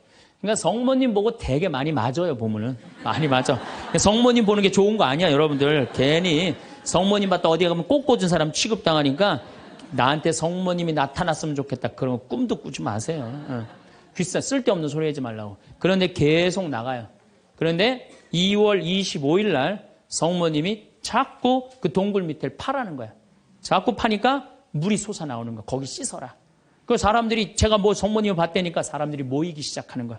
자꾸 모이기 시작하는데 그 눈병이 오는 사람이 그걸 씻으니까 싹 낫기 시작하는 거야. 하루에 40만 리터씩 물이 쏟아져, 펑펑 쏟아져 나오는 거죠. 그러니 자꾸 사람들이 이제 물어보니까 본당 신부님이 벨라데타를 불러요. 얘야, 너 그분을 만나면, 성모님을 만나면 이름이 뭐냐고 물어봐라. 그랬더니 벨라데타가 맹랑한 소리를 해요. 그분은 성모님이 아니다. 그분은 그냥 부인이다. 너무 아름다운 파란 띠를 한. 여러분 루르드 성모님 파란 띠 아시죠? 파란 띠를 한 부인이다. 부인, 마담이다. 글쎄 마담이든 뭐든 이름을 좀 알아갖고 와라. 그래갖고 3월 25일 날 중요한 성모 용모 축일이죠. 만났어요. 만나고 이렇게 물어봐요. 마담, 본당 신부님이 이름이 뭔지 알아보라고 그랬다고. 그랬더니 성모님이 내 이름은 꾸에소에 에라 임마꿀라타 콘셉시우다 딱 그래요. 얘는 라틴어를 배운 적도 없는 애야. 그리고 그 피렌체 언어를 쓰는 아이야. 라틴어를 배운 적도 없는 아이인데 성모님이 꾸에소에 에라 임마꿀라타 콘셉시우 이러니까 그거 안 까먹으려고 막 입술로 막 되네요. 꾸에소에 에라 임마꿀라타 콘셉시우. 그래갖고 본당 신부 문을 확 열면서 이름 알아왔다고. 뭐라고 그러느냐? 꾸에소에 에라 임마꿀라타 콘셉시우랍니다. 그랬더니 본당 신부 너 그 무슨 뜻인지 어떻게 아느냐? 그랬더니 벨라데타가 뭐라 그러냐면 난 무슨 뜻인지 나 안 잊어먹으려고 이게 외우느냐고 죽을 뻔했다고. 정말로 그래요. 정말로. 너무 힘들었다고. 그래갖고 본당 신부한테 얘기를 했는데 깜짝 놀라는 거 본당 신부가. 왜 놀라느냐면 그게 무슨 뜻이냐면은 라틴어인데 임마꿀라타가 깨끗하다라는 뜻이야. 콘셉시오라는 게 임신했다라는 거. 원죄 없이 잉태된 교리가 1854년에 반포가 돼요. 4년 전에 교황청에서. 그런데 성모님은 항상 당신에 대한 교리가 반포되면 발현을 통해서 꼭 알려줘요. 확증을 시켜주는 거죠. 그러니까 이게 발현인가 보다. 그래갖고 거기서 이제 성당을 짓고 수많은 사람들이 순례를 하고 거기에 이제 물이 펑펑 쏟아져 나와갖고 어떻게 수많은 사람들이 기적을. 그래갖고 거기도 의사들이 있어요. 이 자연 치유냐 기적이냐. 뭐 기적을 함부로 해주는 건 아니지만 그래 거기 간 사람들이 다 그 물 먹고 많이 낫고 그러잖아요. 나는 그 루르드에 가서 난 루르드도 갔어요. 루르드도 어디야 테페아 과달루페도 가고 루르드도 갔어. 나도 거기서 가서 세례했어요. 루르드에 나는 물에 들어가고 이렇게 기도했어요. 난 여기 온 걸로 족하니까 제발 나한테 기적 일으키지 말라고. 난 지금도 충분하다고. 그것만 해도 충분하죠. 이게 바로 루르드의 성모님이에요. 자, 세 번째 발현. 1917년 포르투갈 파티마의 발현이에요. 많이 들어보셨죠? 네. 이 발현은 더 특별해. 9살 루시아, 8살 히아친타, 6살 프란치스코. 이 세 꼬마한테 나타나는. 얘네들 역시 당연히 뭘 몰라? 글 모르는 아이들이에요. 목동이에요, 목동. 맨날 양 풀어놓고 놀던 아이들이에요. 그런데 이 아이들은 더 특별한 일이 벌어집니다. 어떤 일이 벌어지느냐 하면은 1916년에 이 1차 세계대전 막 끝날 때 1916년에 천사가 나타나요. 3번 나타나요. 너희들한테는 특별한 분이 올 거니까 묵주기도를 열심히 해라. 이렇게 얘기를 해요. 마지막에는 성체까지 영해줘요. 천사가. 특별한 경우죠. 그래갖고 5월 13일 날, 1917년 5월 13일 날, 이날도 이 아이들이 막 양 풀어놓고 신나게 노는데 성모님이 떡갈나무 위에 탁 나타나는 거예요. 너무 아름다운 성모님이. 그래갖고 루시아, 히아친타, 프란치스코 너희들 매달 13일 날 여기 와줄 수 있겠느냐. 네, 오겠습니다. 나는 로사리오의 모후다. 여러분들 이 성모님이 그 유명한 그 계시가 뭐예요? 죄인들의 회개. 그렇죠? 그 다음에 또 뭐가 있어요? 연옥 영혼들을 위해서 기도하고 그 다음에 공산주의 회개를 위해서 기도하라는 그 세 가지 성모님이 내리신 계시죠. 뭐 당연한 거죠. 그런데 7월 13일 날은 이 루시아가 천당, 지옥, 연옥을 세 개를 다 봐요. 그리고 이 루시아는 오랫동안 살죠. 오랫동안 사는 히아친다고 프란치스 중간에 다 죽지만 어렸을 때 루시아한테는 특별한 성모님이 계시를 많이 했죠. 근데 9월 달에 사람들이 3만 명이 모여요. 3만 명이. 왜 3만 명이 모이냐면은 자꾸 너무너무 유명해지니까. 그런데 이때 꽃비가 막 내리는 거야. 근데 사람들한테 올 땐 다 녹아내리는 3만 명이 다 같이 경험을 하는 거예요. 10월 달에는 마지막 발현 때는 7만 명이 모여요. 7만 명이. 그런데 전날부터 폭우가 쏟아지는 거야. 폭우가 막 쏟아지고 차가 얼마나 많이 모였냐. 100대가 모여요. 100대. 1917년에 차 100대면요. 엄청나게 많은 거예요. 마차 뭐 130대, 뭐 자전거 뭐 100몇 대, 그리고 7만 명이 걸어서 그냥 환자들 끌고 그냥 다 7만 전 세계에서 온 거예요. 유럽 전 세계에서. 근데 그냥 전달도 12시에 딱 오셨는데 아니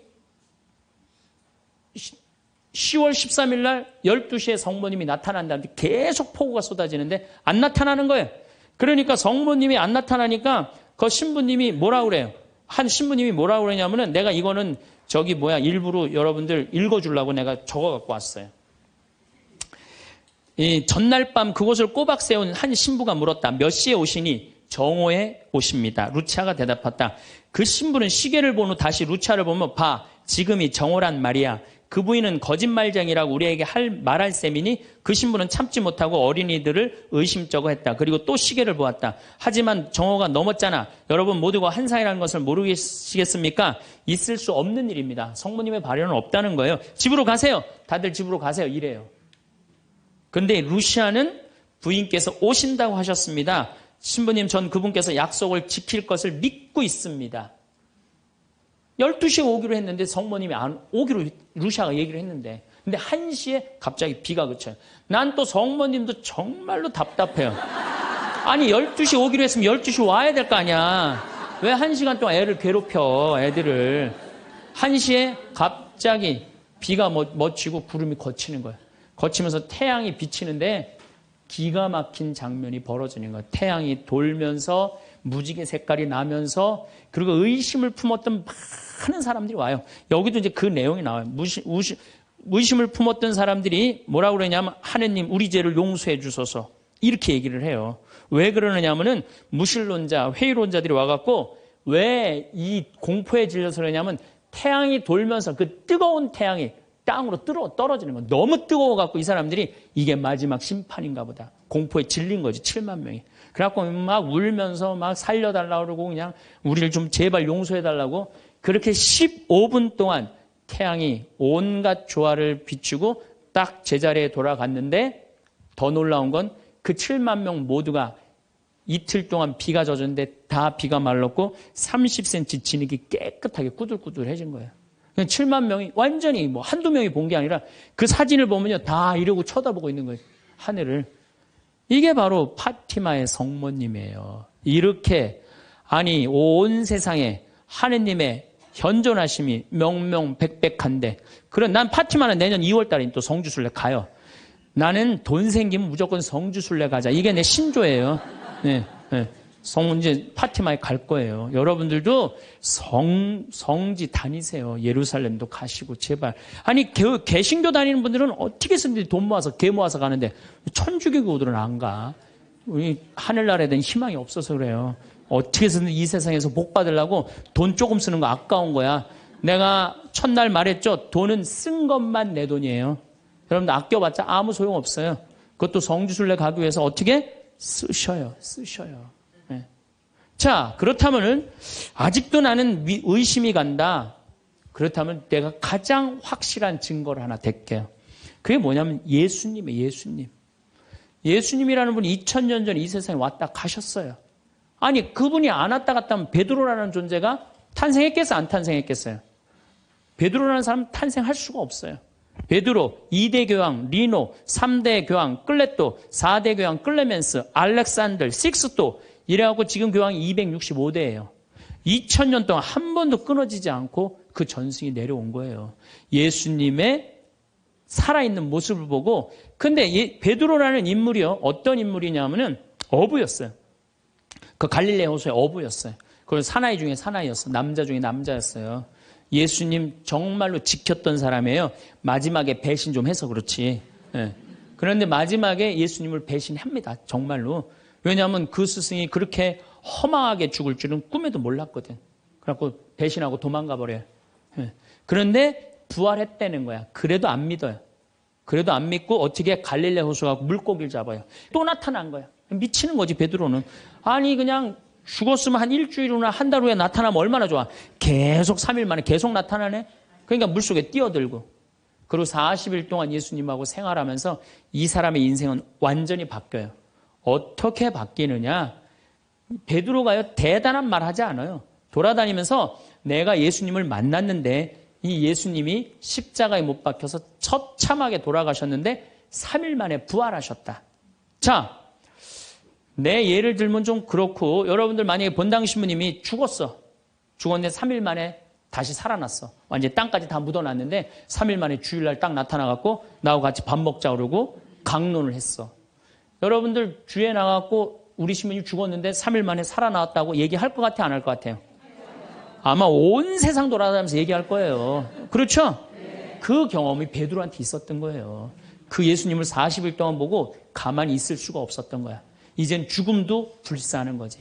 그 12제자가 다 같이 경험한 제자 11제자가 온 세상을 돌아다니면서 그걸 전한 거예요. 그 전한 게 지금까지 우리한테 내려온 거야. 그러면 이 성서, 그 사람들이 이제 베드로가 전한 얘기를 적어갖고 성서 안에 예수님을 써놓은 거예요. 우리가 성서에 예수님이 한 말씀은 살아 움직이는 그분의 2000년 전의 현존이야, 현존. 그것만 읽어도 가슴이 아마 미어 터질 것 같아요. 근데 그냥 성서도 안 읽고 성지순례도 안 읽고 그냥 맨날 천장에 누워갖고 예수님 있는 거야 없는 거야 이러고 의심을 하고 앉아있으니 이게 얼마나 한심한 유혹에 얼마든지 빠질 수 있어요. 자, 그랬더니 이제 여러분들 이제 오늘 이제 신앙심이 생겼어. 좀 생겼어요? 네. 그래, 맞아. 생겼어. 이제 하느님은 확실히 계신 거야. 성모님도 있고 예수님도 있고 오늘은 굳건한 마음으로 믿음으로 돌아갔어. 오늘 잘 때요. 악마가 와서 뭐라고 그럴 것 같아요. 야, 그거 신부님 그거 개인적인 얘기지. 그거 아니야. 있긴 뭐가 있어. 없어. 계속 끊임없이 유혹받아요. 그렇다면 우리가 이 유혹에 안 빠지려면은 어떻게 해야 되느냐. 유혹에 안 빠지려면은요. 끊임없이 기도해야 돼. 그렇죠? 그 다음에 항상 기뻐해야 돼. 신앙인의 기본은 뭐예요? 항상 기쁜 거예요. 기쁜 사람은요, 유혹에 안 빠져요. 왜? 이 기쁜 사람은요, 욕심이 없어요. 어떤 사람이 유혹에 많이 빠지면 욕심이 많은 사람이 유혹에 빠져요. 예, 그래갖고 그냥 늘 미움, 분노 이런 사람들이 유혹에 빠지는 거. 더 가지려고 그러는 사람. 욕심이 없는 사람은 항상 기쁠 수 있어. 그 다음에 끊임없이 기도하는 사람. 매일 미사 참여 다니고 묵주기도 열심히 하고 이런 분들 또 피정 열심히 따라다니고 이게 끊임없이 기도하는 거. 이런 사람 유혹에 안 빠져요. 그 다음에 어떤 사람이 유혹에 안 빠지냐면 어떤 처지에서든 감사하는 사람. 이 사람들 유혹에 안 빠져요. 삶의 중후반을 잘 보내고 행복한 노후를 맞이하기 위해 오늘은 중년이라면 꼭 숙지해야 할 7계명을 준비했습니다. 1. 이기고 지는 일에 연연하지 말자. 사람은 누구나 다른 사람들과 자신의 처지를 비교하기 마련입니다. 비교하다 보면 남들보다 앞서 나가고 싶다는 욕심이 생기는 건 너무나도 자연스러운 일이죠. 하지만 인생에서 이기고 지는 것만 생각한다면 그 과정에서 아무것도 배울 수 없습니다. 타인을 인정하면 내가 지는 거라는 고지식한 생각으로는 원만한 인간관계를 유지하기 어렵습니다. 처음엔 당신의 말에 웃으며 고개를 끄덕이던 사람들도 하나둘씩 멀어져 갑니다.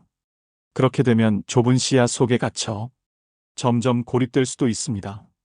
그러니 승패에만 연연하며 편협한 사고에 빠지는 일은 반드시 피해야 합니다. 나이를 먹을수록 고집을 내려놓으세요. 세상에 유일한 정답은 없습니다. 다양한 의견을 받아들이면 당신은 점점 더 지혜로워질 것입니다. 하지만 마음가짐을 바꾸지 못하면 그만큼 더 어리석어질 뿐입니다. 2. 해보기 전에 지레 판단하지 말자. 인생은 실험의 연속입니다. 저는 50세쯤 되었을 때 정답을 찾기 위해 책을 읽는다는 생각을 그만두었습니다. 그때부터는 세상에 다양한 답이 있다는 사실을 인정하고 더 넓은 시야로 책을 읽기 시작했죠.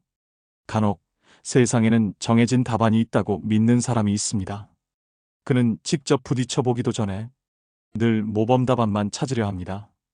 이미 마음속으로 정답이 정해져 있기 때문에 책을 읽어도 자신이 보고 싶은 내용만 봅니다. 반대로 절대적인 정답은 없다고 받아들이면 세상은 훨씬 넓어집니다. 인생은 실험하듯 살아야 합니다.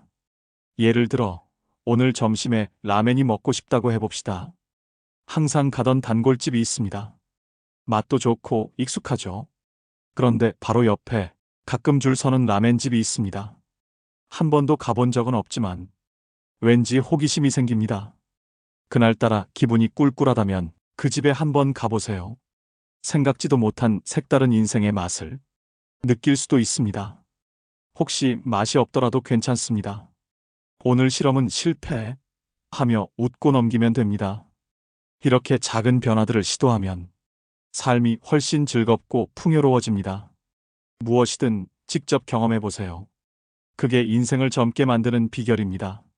3. 틀에 박힌 생각에서 벗어나자. 나이가 들수록 사람의 사고방식은 점점 보수적으로 변합니다. 새로운 변화가 부담스럽고 기존의 것이 편하게 느껴지죠. 그래서 이 나이에 무슨 나이값 못한다는 소리 듣기 싫어. 이런 말을 자주 하게 됩니다. 하지만 이제 그만 고정관념을 내려놓으세요. 예를 들어 쇼핑몰에서 진한 빨간색 셔츠를 봤다고 합시다. 마음에 쏙 들지만 너무 튀지 않을까? 나이에 안 어울릴까? 망설이게 됩니다. 하지만 세상은 당신이 입기 전까지 아무도 모릅니다. 입고 나가보면 와, 멋지다. 잘 어울리시네요. 이런 말을 들을 수도 있습니다. 타인의 시선을 의식하느라 삶의 재미를 놓치지 마세요. 지팡이를 짚는 걸 부끄러워하면 밖으로 나가기도 어려워집니다. 보청기를 끼는 걸 꺼리면 사람들과 대화하는 즐거움을 잃게 됩니다. 노년의 삶은 변화를 받아들이는 유연함이 있어야 더 활기차고 우울하지 않습니다. 4. 지금 이 순간을 즐기자. 노후 자금을 위해 아끼는 것도 좋지만 그보다 중요한 건 지금 당장 행복을 느끼는 일입니다. 5년만 더 버티면 여행 가야지. 조금만 더 모으면 하고 싶은 거 해야지. 이런 생각, 정말로 5년 후에도 가능할까요? 그때는 건강이 달라질 수도 있고 상황이 바뀔 수도 있습니다. 지금 건강하고 움직일 수 있을 때 즐겨야 합니다. 인생은 한치 앞도 모릅니다. 젊을 땐 참으면 좋은 날이 온다가 맞지만 이제는 다릅니다. 이제는 지금 즐기지 않으면 손해다가 정답입니다. 오늘 하루를 충실하게 즐기세요. 그게 진짜 성공한 인생입니다. 5. 남과 비교하지 말자. 나이 들어서도 비교는 계속됩니다. 심지어 같은 나이 또래끼리도 그렇죠. 나는 아직 치매도 없고 거동도 괜찮으니까 괜찮아. 이렇게 생각하며 자신을 승자로 여기는 사람도 있습니다. 하지만 인생은 길고 누구나 언젠가는 약해집니다. 치매는 오래 살면 누구나 걸릴 수 있는 병입니다. 빨리 걸리느냐, 늦게 걸리느냐의 차이일 뿐입니다. 그러니 지금의 건강을 자랑 삼아 남을 판단하지 마세요. 몇 년 뒤엔 당신이 그 자리에 있을지도 모릅니다. 인생은 결국 모두 함께 늙어가는 여정입니다. 남과 비교하지 말고 오늘의 나를 사랑하세요. 6. 답은 스스로 찾자. 살면서 우리는 수많은 경험을 쌓습니다. 성공도 실패도 반복하며 자연스럽게 단련되어 갑니다. 60세쯤 되면 몸이 스스로 신호를 보냅니다. 이건 좋다, 이건 아니다. 그러니 자기 감각을 믿으세요. 전문가의 말을 참고하는 건 좋지만 맹목적으로 따를 필요는 없습니다. 당신의 몸은 당신이 제일 잘 압니다. 예를 들어 이혼하거나 사별 후 새로운 인연이 생겼다고 해봅시다. 정말 잘 맞고 함께 있고 싶습니다. 하지만 주변에서는 말리겠죠. 재산 노리는 거야. 괜히 속지 마. 그럴 때 누가 오를까요? 그 관계를 살아내는 사람은 당신입니다. 당신의 감정이 진심이라면 그게 정답입니다. 인생의 모든 결정은 결국 스스로 내려야 합니다. 당신의 인생은 오직 당신이 사는 것이니까요. 7. 남의 시선을 신경 쓰지 말자. 이기고 지는 일에 집착하고 틀에 갇히는 이유는 결국 하나입니다.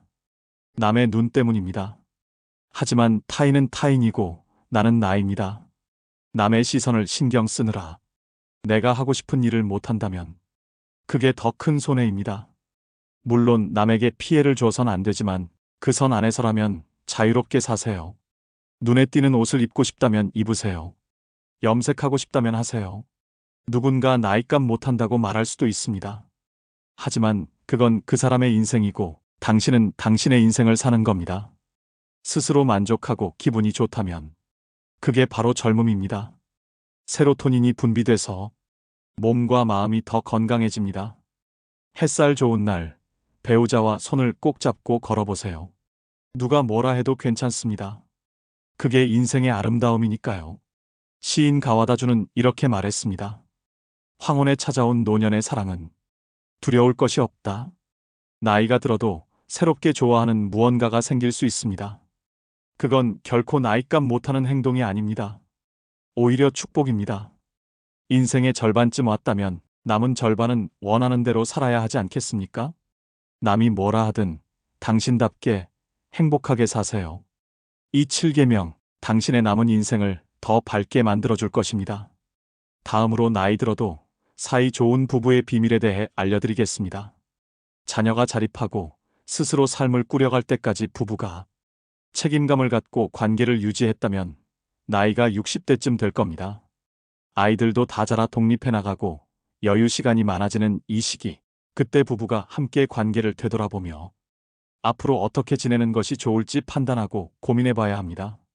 퇴직 후 단둘이 생활하는 노부부에게는 성격과 성향이 얼마나 잘 맞는지가 가장 중요합니다. 성격이 안 맞아 계속 부딪히면 결국 상대방과 남은 평생을 함께할 수 없다고 결론을 내리게 되죠. 현재 우리는 인류 역사상 가장 긴 수명을 누리고 있습니다. 주례사 단골 멘트인 검은 머리가 팥불이 될 때까지 서로 아끼고 사랑한다면 더할 나위 없이 아름다운 일이지만, 하지만 모든 부부가 한날 한시에 죽을 수 있는 것도 아니고 살다 보면 도저히 해결할 수 없는 성격 차이를 겪기도 합니다.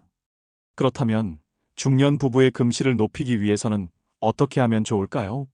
나이 들어도 사이 좋은 부부의 비밀을 알아봐요. 1. 80전까지는 따로 놀기. 둘 중 한 명이 몸이 불편해 꼭 보호자가 동행해야 하는 경우가 아니라면 한 번쯤은 따로 여행을 가볼 것을 권합니다. 남편은 남편대로, 아내는 아내대로 그동안 가고 싶었던 곳이나 하고 싶었던 일이 다를 수 있기 때문이죠. 남편은 문화유산으로 지정된 오래된 유적지에 가고 싶지만 아내는 그곳에 전혀 관심이 없는 상황이라고 가정해 봅시다. 이럴 때 함께 가기 위해 말다툼을 벌일 필요가 없습니다.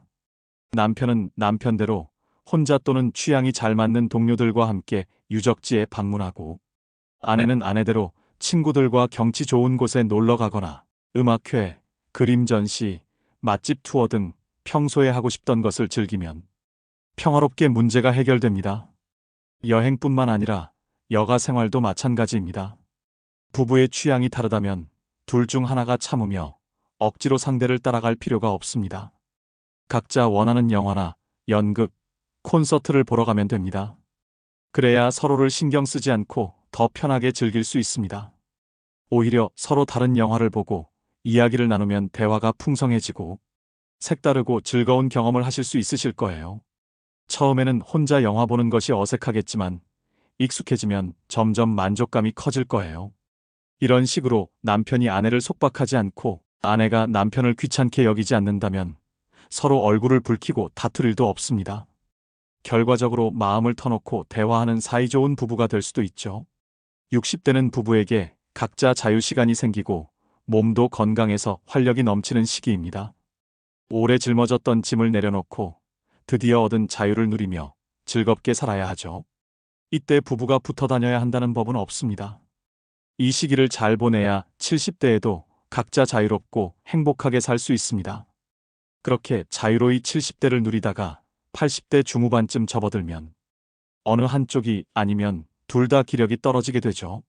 그때가 되면 자연스럽게 서로 거들고 의지하며 살게 됩니다.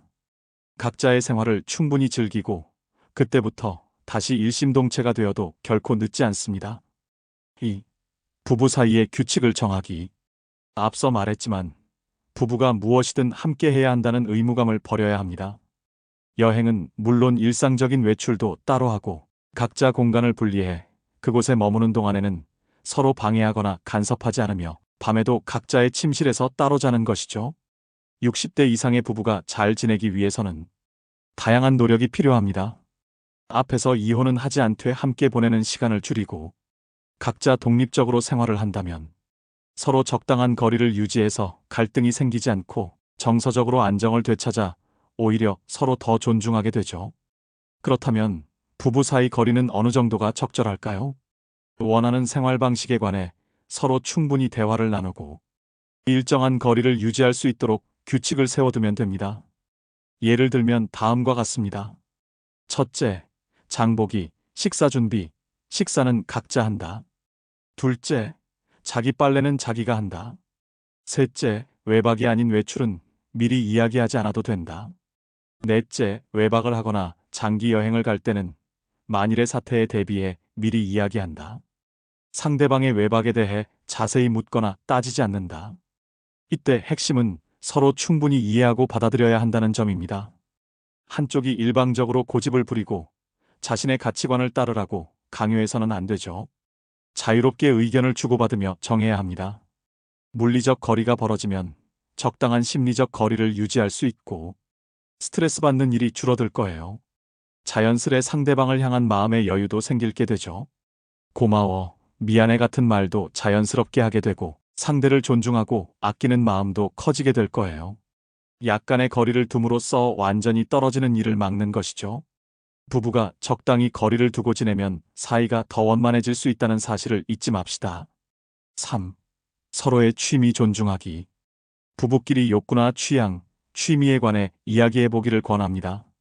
서로 이해하지 못하면 말다툼이나 갈등이 생길 수 있는 문제이기에 솔직하게 마음을 터놓는 것이 가장 중요합니다. 사람들은 나이가 들면 의식적으로 욕망이나 욕구, 하고 싶은 일이 생겨도 말로 잘 표현하지 않고 묻어두는 경향이 있습니다. 때때로 무언가에 열정을 느끼는 것, 더 나아가 일상의 활력소와 즐거움을 찾고자 하는 것은 나이와 성별을 불문하고 인간이라면 느끼는 본능입니다. 그리고 이런 욕구를 잘 해소하는 과정, 건강한 노후를 위해 꼭 필요합니다. 에너지 넘치는 남성은 취미로 운동과 등산을 즐길 수도 있고 골프나 낚시를 하기도 하죠. 스포츠카를 구매해 드라이브를 즐기는 것도 한 가지 방법입니다. 연구 결과에 따르면 남성 호르몬인 테스토스테론은 신체 건강과 활력 유지에 도움을 주지만 테스토스테론 분비량이 줄면 근육량이 감소하는 근감소증과 신체 기능이 떨어지고 쇠약해지는 노쇠를 겪게 됩니다. 매사에 의욕이 떨어지고 심한 경우 기억력, 사고력까지 감퇴하고 말죠. 욕구를 충족시키고 만족감을 느껴 호르몬 분비가 활발해지면 이런 부작용을 막을 수 있습니다. 욕망과 욕구, 새로운 취미는 갱년기의 여성에게도 긍정적인 효과가 있다. 취미로 덕질을 즐기면 기분이 좋아지고 호르몬 균형이 잡혀 갱년기도 잘 넘길 수 있습니다. 정신 건강에도 긍정적인 영향을 끼치죠. 이런 새로운 감정들은 전두엽을 자극해 노화를 막고 세로토닌 생성을 촉진합니다. 욕구와 욕망, 취향, 취미, 좋아하는 것은 사람마다 모두 다릅니다.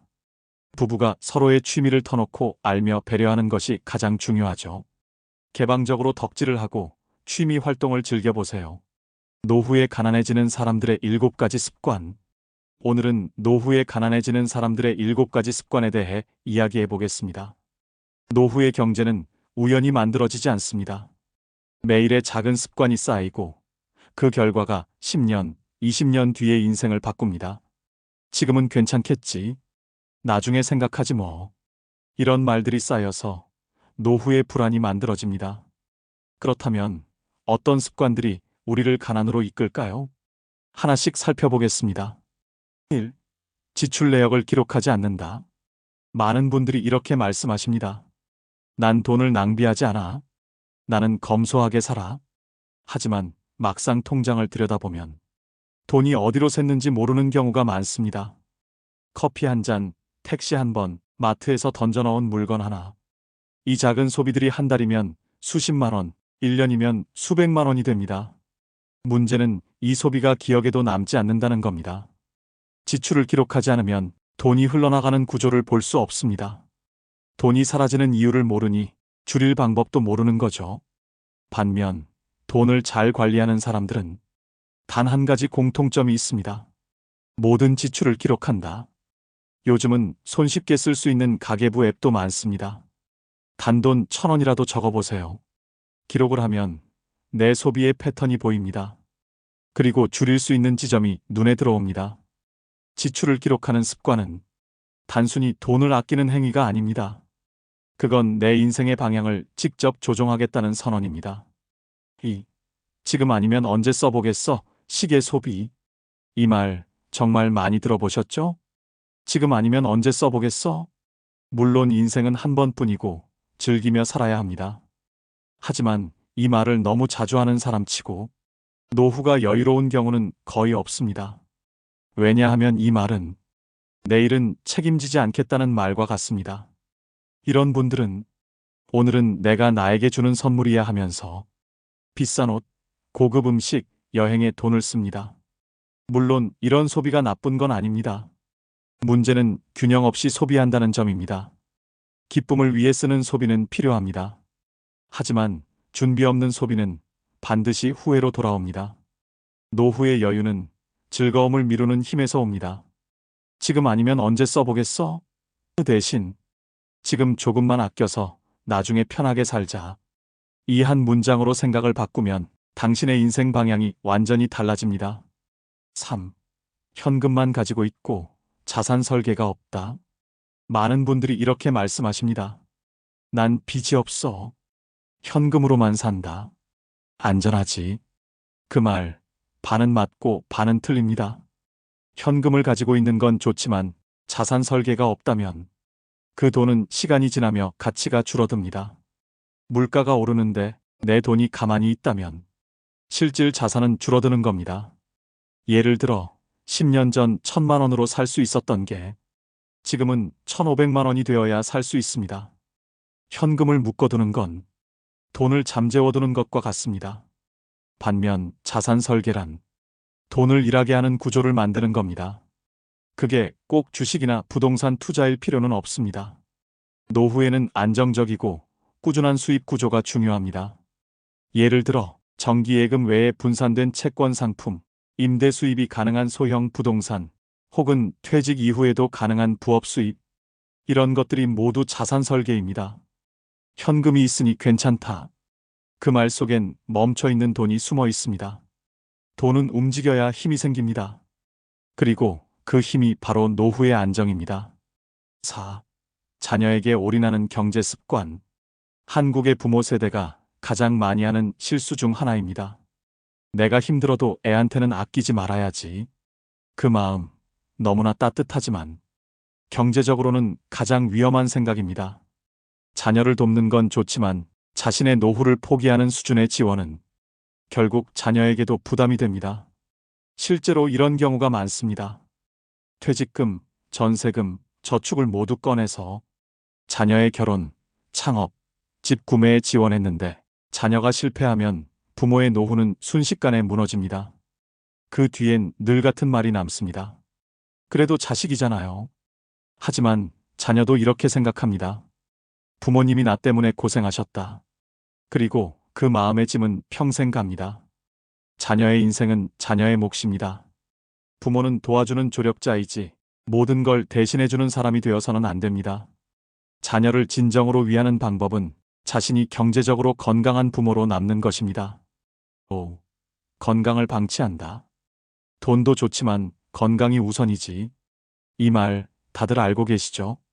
하지만 실제로 건강을 지키는 분은 많지 않습니다. 건강은 유지비용이 아니라 수입을 지키는 자산입니다. 건강이 무너지면 돈이 아무리 있어도 무의미해집니다. 병원비, 약가, 간병비, 생각보다 빠르게 돈이 빠져나갑니다. 그리고 더 큰 문제는 일할 수 있는 능력이 사라진다는 것입니다. 노후의 가장 비싼 병원비는 갑작스러운 질병보다 생활습관병에서 비롯됩니다. 지금부터라도 하루 30분 걷기, 균형 잡힌 식사, 정기검진만 꾸준히 해도 노후의 의료비를 절반 이상 줄일 수 있습니다. 건강은 최고의 재테크입니다. 6. 수입원을 하나에만 의존한다. 나는 연금이 있으니까 괜찮아. 퇴직금으로 버틸 수 있겠지. 이런 생각은 위험합니다. 노후의 경제는 하나의 수입원으로는 절대 안정될 수 없습니다. 연금은 물가를 따라가지 못하고 퇴직금은 금세 소진됩니다. 노후에 진짜 필요한 건 작은 수입원이 여러 개 있는 구조입니다.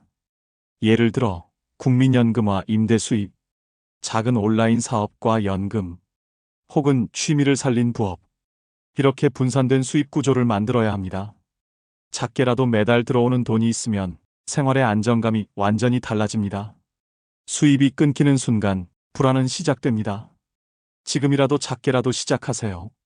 유튜브, 공예, 반찬 만들기, 상담, 재능 기부형 수입 등 시대는 이미 다양한 길을 열어두었습니다. 한 가지에만 의존하는 건 인생의 기둥을 하나만 세워놓는 것과 같습니다. 언제 무너질지 모르는 구조죠. 7. 돈에 대한 무지와 무관심. 마지막으로 가난을 부르는 가장 근본적인 이유는 바로 무지입니다. 많은 분들이 이렇게 말합니다. 나는 숫자엔 약해. 돈은 어려워. 하지만 그 말 뒤에는 배우려 하지 않음이 숨어 있습니다. 지금 시대는 정보의 시대입니다. 조금만 관심을 가지면 누구나 경제 상식을 배울 수 있습니다. 금융 지식은 복잡하지 않습니다. 기초적인 예금, 적금, 펀드, 보험, 세금 구조만 알아도 당하지 않습니다. 돈에 무관심하면 세상은 반드시 그 대가를 치르게 합니다. 돈을 안 좋아하는 사람이 문제가 아닙니다. 돈을 모르는 사람이 문제입니다. 노후의 불안은 대부분 몰라서 잃는 돈에서 시작됩니다. 이제부터라도 하루에 10분만 경제 뉴스를 읽어보세요. 은행 직원에게 물어보세요. 작은 공부부터 시작하세요. 돈을 이해하면 세상이 다르게 보입니다. 마지막으로 노후찬가라는 글을 읽어드리겠습니다. 노후찬가. 마이너스 노년은 젊음보다 아름답다 마이너스. 우리 집의 아침은 늦게 밝는다. 78살의 영감과 70줄의 마누리 사는 집. 출근길이 바쁜 직장인도 없고 학교에 늦을까 뛰는 학생도 없다. 그래서 동창의 햇살이 눈이 부실 때까지 마음 놓고 잠에 취한다. 노년에 들면 초저녁 잠이 많아져. 저절로 아침형 인간이 된다는데 우리 내외의 수면 형태는 여전히 젊은이 같다. 늦게 자고 늦게 일어난다. 마누라는 쿨쿨 자지만 영감은 쉽게 잠들지 못한다. 그러나 이제는 얼마든지 게을러도 괜찮은 나이다. 늦은 아침을 맞이할 때마다 나는 내게 찾아온 노후를 예찬한다. 식사 준비도 간단하다. 잡곡밥에 된장국, 그리고 김치와 시골에서 가져온 푸성귀, 생선 한 토막이 전부다. 마눌은 영감에게 초라한 밥상을 내밀며 자랑하듯 말한다. 조식이 건강식인 것 아시죠? 조악한 음식이라야 노후의 건강을 유지할 수 있다며 그럴듯한 핑계를 댄다. 나에게는 그 조촐한 식단이 입맛에 맞는 일상의 식사다.